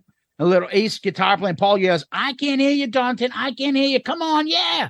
And then back to the song. Sorry to an Aiken's alarm. I love that. I do love that. It's good. And then right back into the song, and they finish up. And then they get into song number 5 on side 2, which is Black Diamond, which was not on Virginia Beach. Sounds awesome. And the one thing I love about this when they play it live, I love that little solo riffing stuff that he does at the beginning of the song. You like that, really? I do. Yeah. Okay. I like it. I think it just adds a little flavor to a song that is already awesome. So, and of course, Peter, to me, I thought he sounded great vocally. I love hearing Peter sing, so it was great. It's Black Diamond. Yeah, Paul's opening, I mean, he goes for a couple minutes. I don't mind that. And I'm like, yeah, Peter, woohoo! I'm telling you, I don't give a fuck how good Eric Singer can do it or the band sounds with all this Peter, stuff. This is Peter's song. Eric, this is Peter. When Peter's doing it, you're fucking listening for him going nuts. Yep. And he never disappoints. I've never heard a version of Peter singing and going nuts on Black Diamond where it's like, oh, he's fucking terrible. Yep. Always is awesome. Yep. The song technically ends at 6:27 and the crescendo begins. And I'm like, the song still goes for 9 minutes. Like, yeah, I know. I got 3 minutes of this song is winding down. What's going on? Fireworks begin, and then Paul screams Donington. Yep. You don't want to go home yet, do you? You know, in case you didn't know, we're coming back to do a real tour in November. Can we count on seeing you people there? All right, we got a song for you. So now they're at the encores, basically. We got a song for you. Some people always think that other countries have some kind of magic. So we're going to do a song about a city in America, but I want you two to know something, that this song is not about one city. This song's about all the cities that understand rock and roll. If we were in Detroit, we could sing about Donington. This song's called Detroit Rock City. And then the sixth song on side 2, Detroit Rock City. This song here was a fucking disaster. Ooh. I listened to this with headphones. I listened to it in the car. Peter and Gene are tripping over each other in this song. I remember the stories about Peter struggling with this song and the recording of Destroyer, because let's be serious, the drum beat is very, very articulate and upbeat, and it's really unusual. But when the rhythm section of your band, the bass and the drums, if you listen to this, Peter is struggling and the bass is off. They are not in sync, especially during the verses. And it sounded really, really distracting to me. And I noticed it. I was driving home from work today and I was noticing, I was like, fuck, like that, especially that second verse. Cause at first my ears were like, okay, let's hear Peter. And then I was like, shit, Gene is all over the place with his bass. They can't find the sync between the two of them. It was rough. Yeah, I thought Peter was fine on this. I thought Paul was fine on this. I didn't pick that up. I don't know. You better hear this than I do. Okay. And then there's a part when Paul says, no time to turn. Like Mr. Tipton. Exactly. Why is he stuttering that line? I don't know. I thought I put it was a decent job. Crowd noise ends. All right, Donington. You know, it's been so cool for us all night. Can we see you people? Look at yourself. You're beautiful. Oh, God. Dude, you're beautiful. Really? Okay. Oh, my God. Okay. All right, here's a song here's a song that belongs in the show tonight. Oh, it does? Oh, thanks. Yeah. What's the selection? Yeah. This is a song that say there's only one country. There are no borders. Here are no presidents. We all believe in something. This is our anthem. This is rock and roll night party every day. Last track. My first thing I have written down here is all I can hear is Gene's bass. Yeah. It's so overpowering in this particular song. The guitars are wicked low. The guitars are so low and the bass is so pronounced that, and then the crowd, the breakdown, the hey, yeah, breakdown, whatever. It's the final song. It's okay. It's rock and roll all night. It's fine. Yeah, Gina Donington. And then the first thing, chorus, Paul, Donington, clap your hands, clap. Paul's like barking orders throughout this song. And he needs to settle the fuck down. And then Paul, come on, sing with us, sing. I can't hear you. All right, shut the fuck up and let them sing. Ace's solo was spot on. Spot on. Yep. And then obviously they have to stop so Paul can do his preaching in the end of the song, right in the middle. Yep. So Paul can do his preaching right in the middle type of the song. Donington, I want you to help us. I want you to help us. I want everyone here. I want you to clap your hands. Come on, clap your hands. And then he fucking goes into a little Stevie Wonder fingertips. Oh, clap your hands just a little bit louder. Exactly. Clap your hands. Right. Sounds good. I wanted you to help us sing. And then he does the hey. Terrible. You heard that? Terrible. I thought he was going to go next. Terrible. Oh my God. Now, Donington, we're going back to America. I want to remember you. So you got to do better than that. Catch your breath. Okay. Oh, you fatties in the back. All you flapjack fatties, catch your breath. And all you podcasters out there, let's try it again. And then he does the hey. Oh, we get it. Oh my God. Now you ready for the tough part? It goes like this. And then he does the I walk and roll out every day. And then the crowd repeats it. He does it twice. And does it, come on every day. And then the crowd repeats on the third time, a little bit louder, then back to the song. He ends it with God bless you, Donington. See you November. Stay well. God bless, brother. Stay well. God bless you, babe. Oh, boy. Stay healthy. Say your prayers. Oh, thanks, Paul. Ace, we want you to stay in good health and behave yourself. Thanks, Paul. See you, brother. And that's the end of the CD there. Yep. Whew. What'd you think of Rock and Roll Night? It was good. I mean, they always make a big showcase out of that, and for good reason. Yeah, I liked it. A little bit too long with the crowd breakdown, the hey, yeah shit, but whatever. I'll be honest with you. I know this is fucking corny and shit, but I like that there's a little bit of that fucking fingertips that he does in there. Yeah, it's just something different. I'll remember that version of that song. Yeah, clap your hands just a little bit. Okay, Stevie Wonder. Please. Yeah, that was good though. Was that an SNL when he's like, "Who does your hair? You have no excuse." No, Frank Sinatra there. Yeah. No, it was good though. It's good. It's a good ending. They sounded good. Overall thoughts. Overall, I loved it. I thought it was. I mean, it's got its warts. It's an off the soundboard, so there's really not any post production. Like with a live 2, whatever. The band sounded great. I thought Paul was spectacular. Gene was struggled a little bit vocally. But I love this era. I love this reunion era. It's very nostalgic for us. And when you compare this to the other Off the Soundboards, this sticks out so brightly.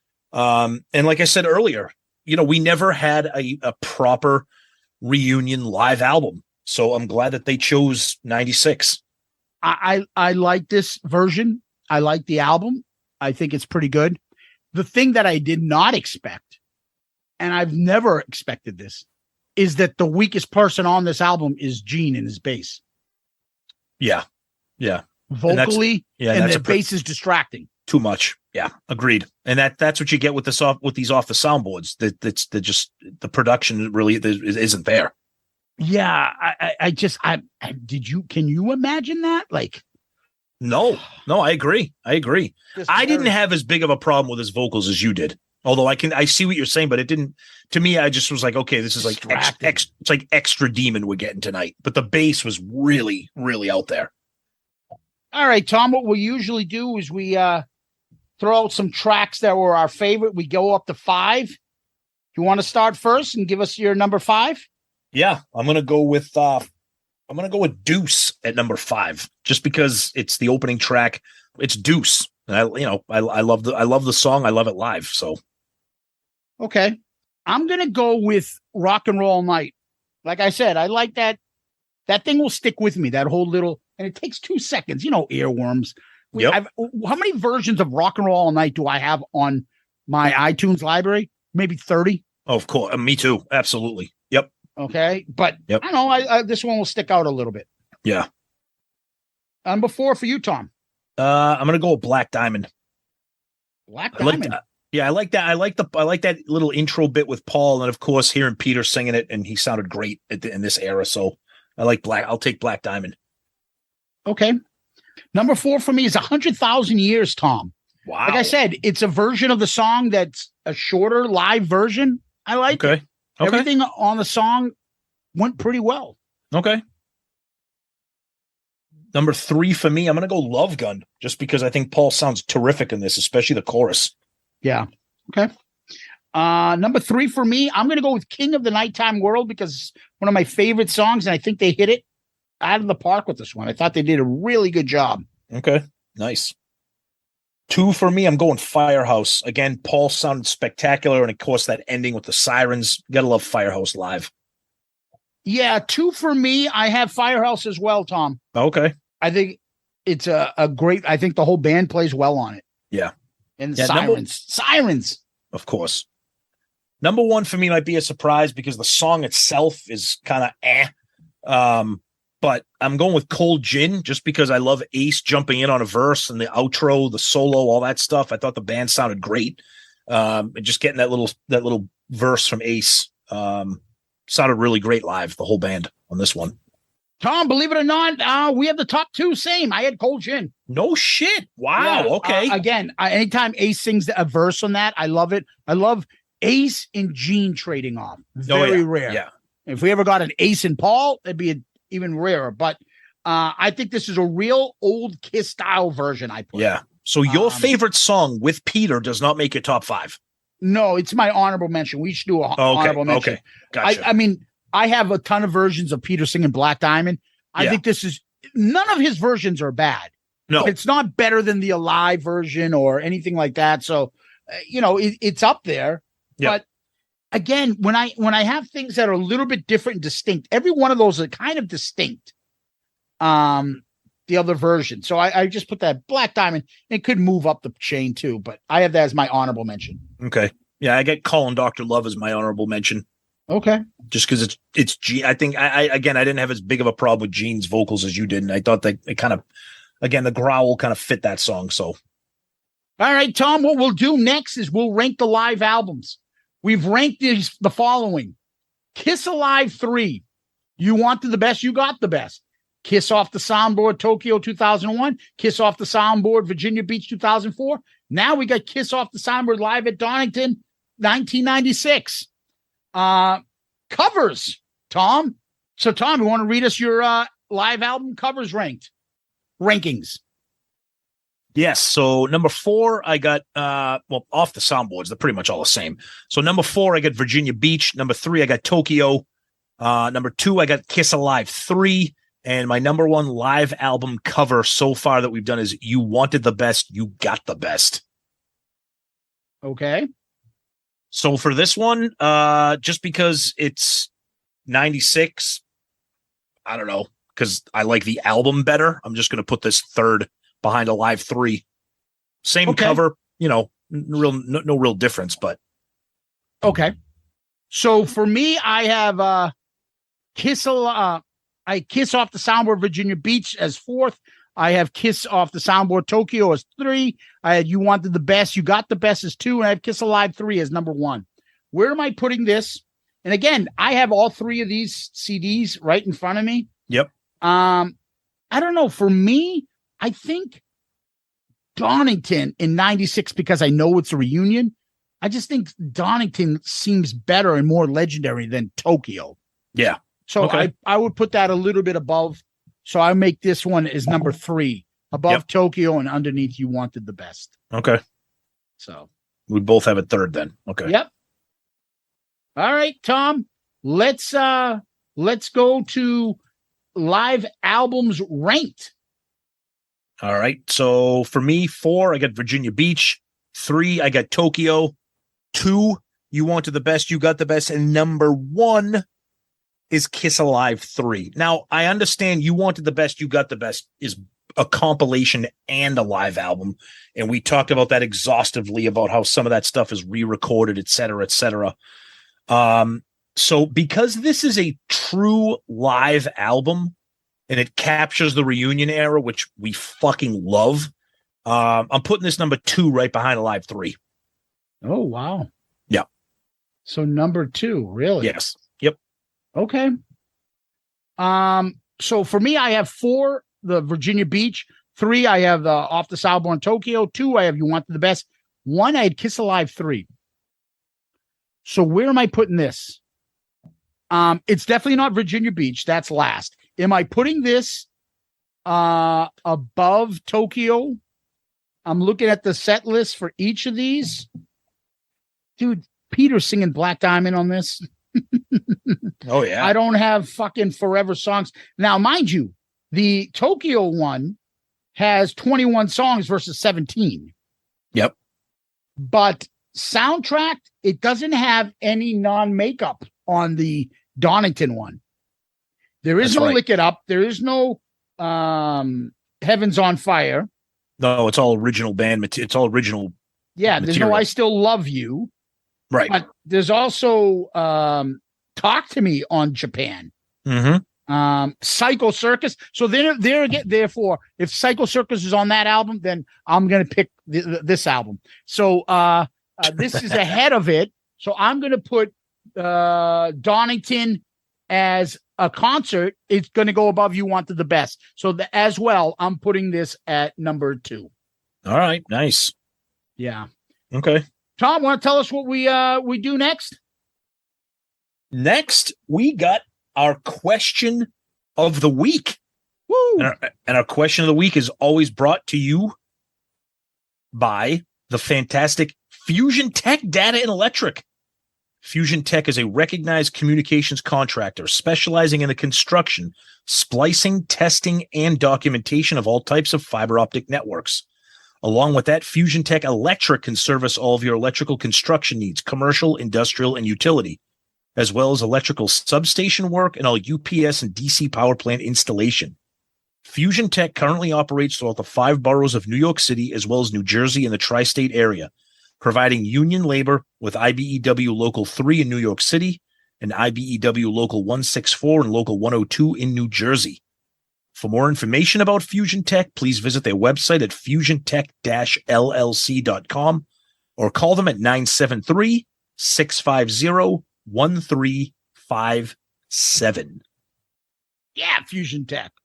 Yeah. And our question of the week comes from our local friend, Moving On, 2660850. And he says, this is a good question because we just did a live album. What song would you like to hear KISS open a show or close a show with that they have never done before? So no Rock and Roll All Night as a closer, no Deuce or I Stole Your Love or DRC as an opener. Huh. Now, Grant, now, before we get attacked by the KISS tards, we're not researching 50 years of touring. So if we say a song that, that maybe they did back in 1978, that's all I'm going to say. I guess I would say, how about something that sounds like it should be an opening track? Okay. So how about Room Service? Okay. Okay. Good one. Throw people off. Okay. The reason why I say Room Service is because in my head, actually, I won't even say that. Go ahead. I want you to answer your stuff, and then I'll jump in. Okay. I'm going to pick something that is a song that I love that is a deep cut, although nowadays nothing's a deep cut. A song, because your opening track, you want it to be upbeat, kind of kick everybody in the ass. I'm going to go with Take Me from Rock and Roll Over as an opener. Okay. Open up with Take Me.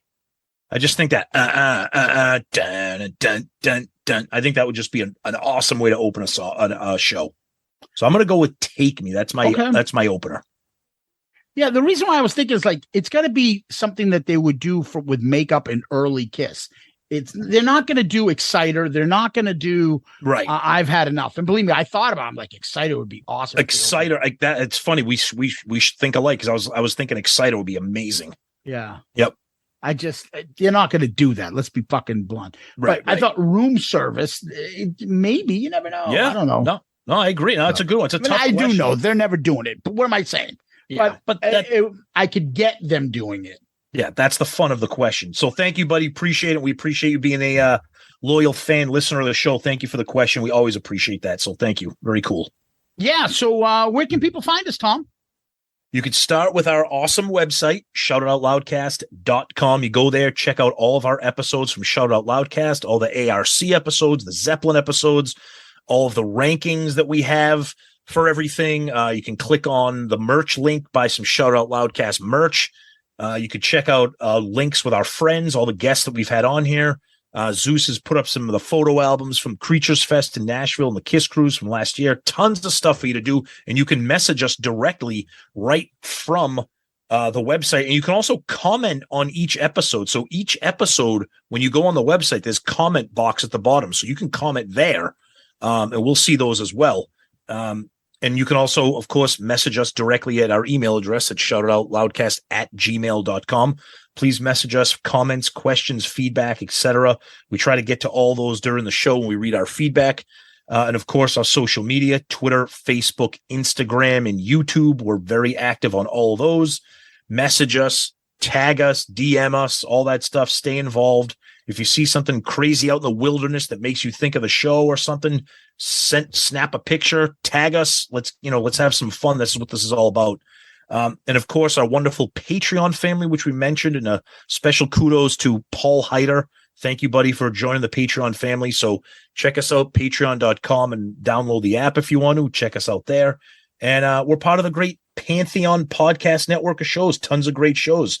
We mentioned a few earlier. We mentioned our buddies Baco and LC from Cobras and Fire.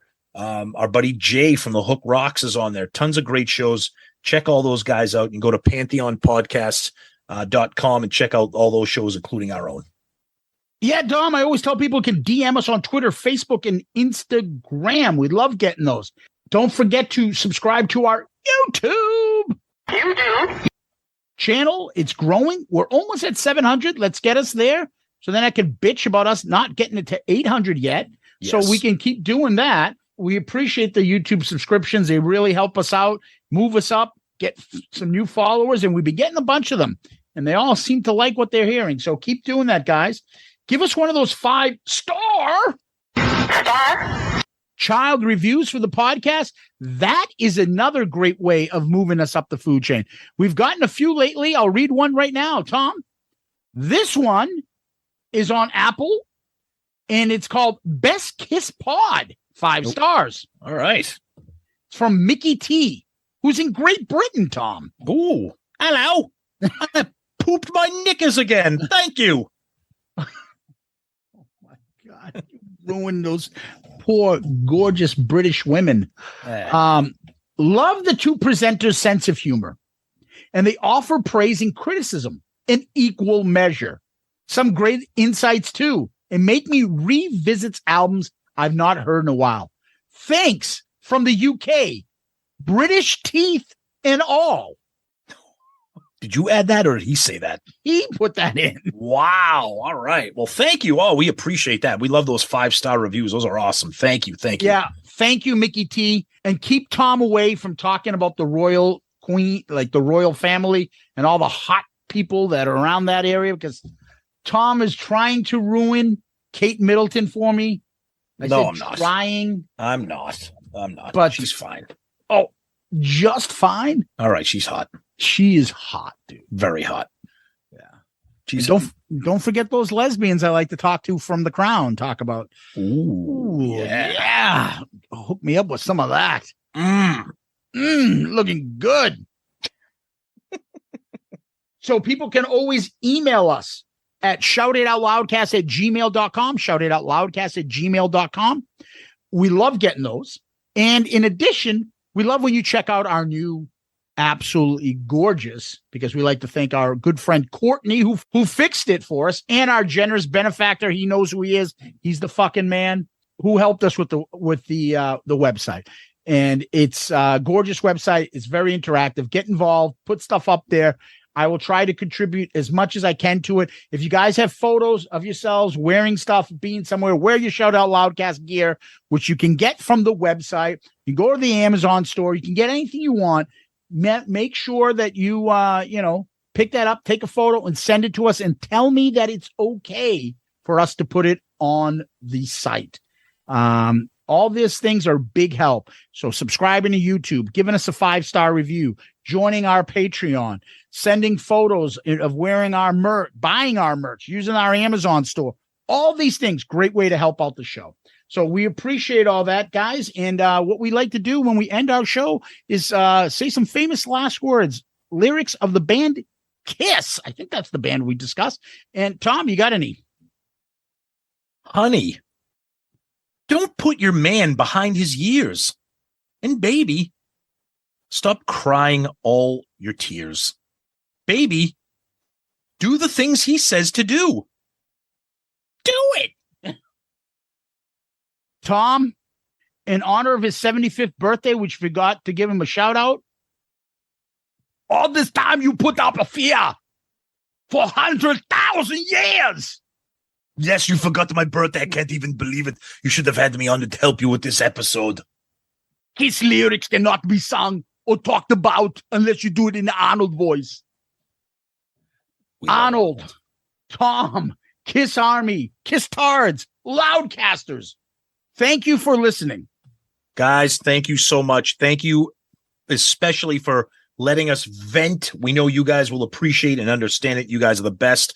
Zeus, as always, my friend, thank you. Peace out, Girl Scout.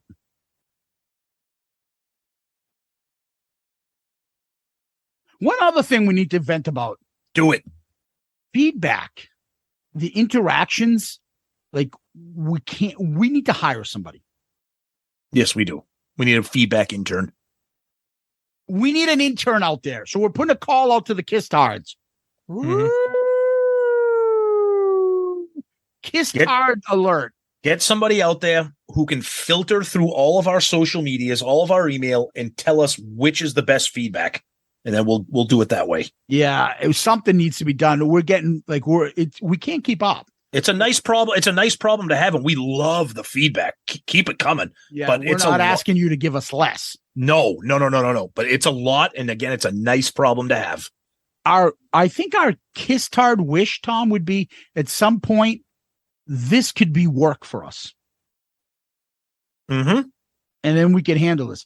But until that magical day ever arrives, we have to find the time to do this. That's a lot. And if we struggle with it, then it becomes a job. We don't want it to be a job unless it pays us.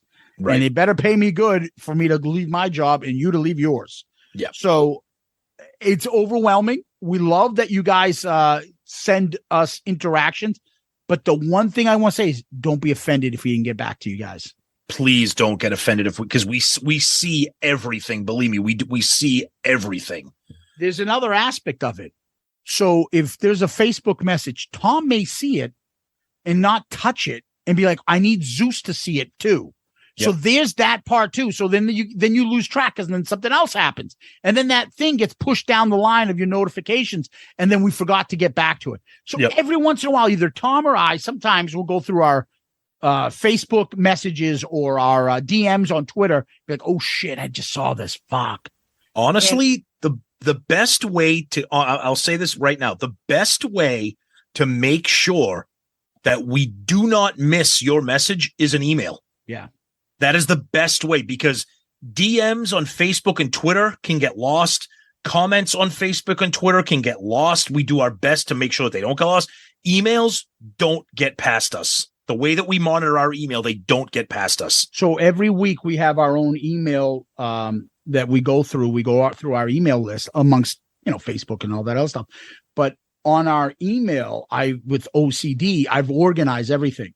So at the end of the week, all emails are emptied and put into categories. That's right. So it'll be folders. Episode 182 and everything from the end of 181 goes into 182 until 183 comes up. So we're seeing everything. And then when the week is over and we've done our episode, I put all that stuff aside. So he gets cleaned up. We see it. We see them all. And we both see it. So that's the thing. So anyways, there's your little Shout It Out Loudcast housekeeping note. Anything else? That's it. You don't want to tell anybody else to fuck off? No, just maggot furball, whatever the fuck your fake name is.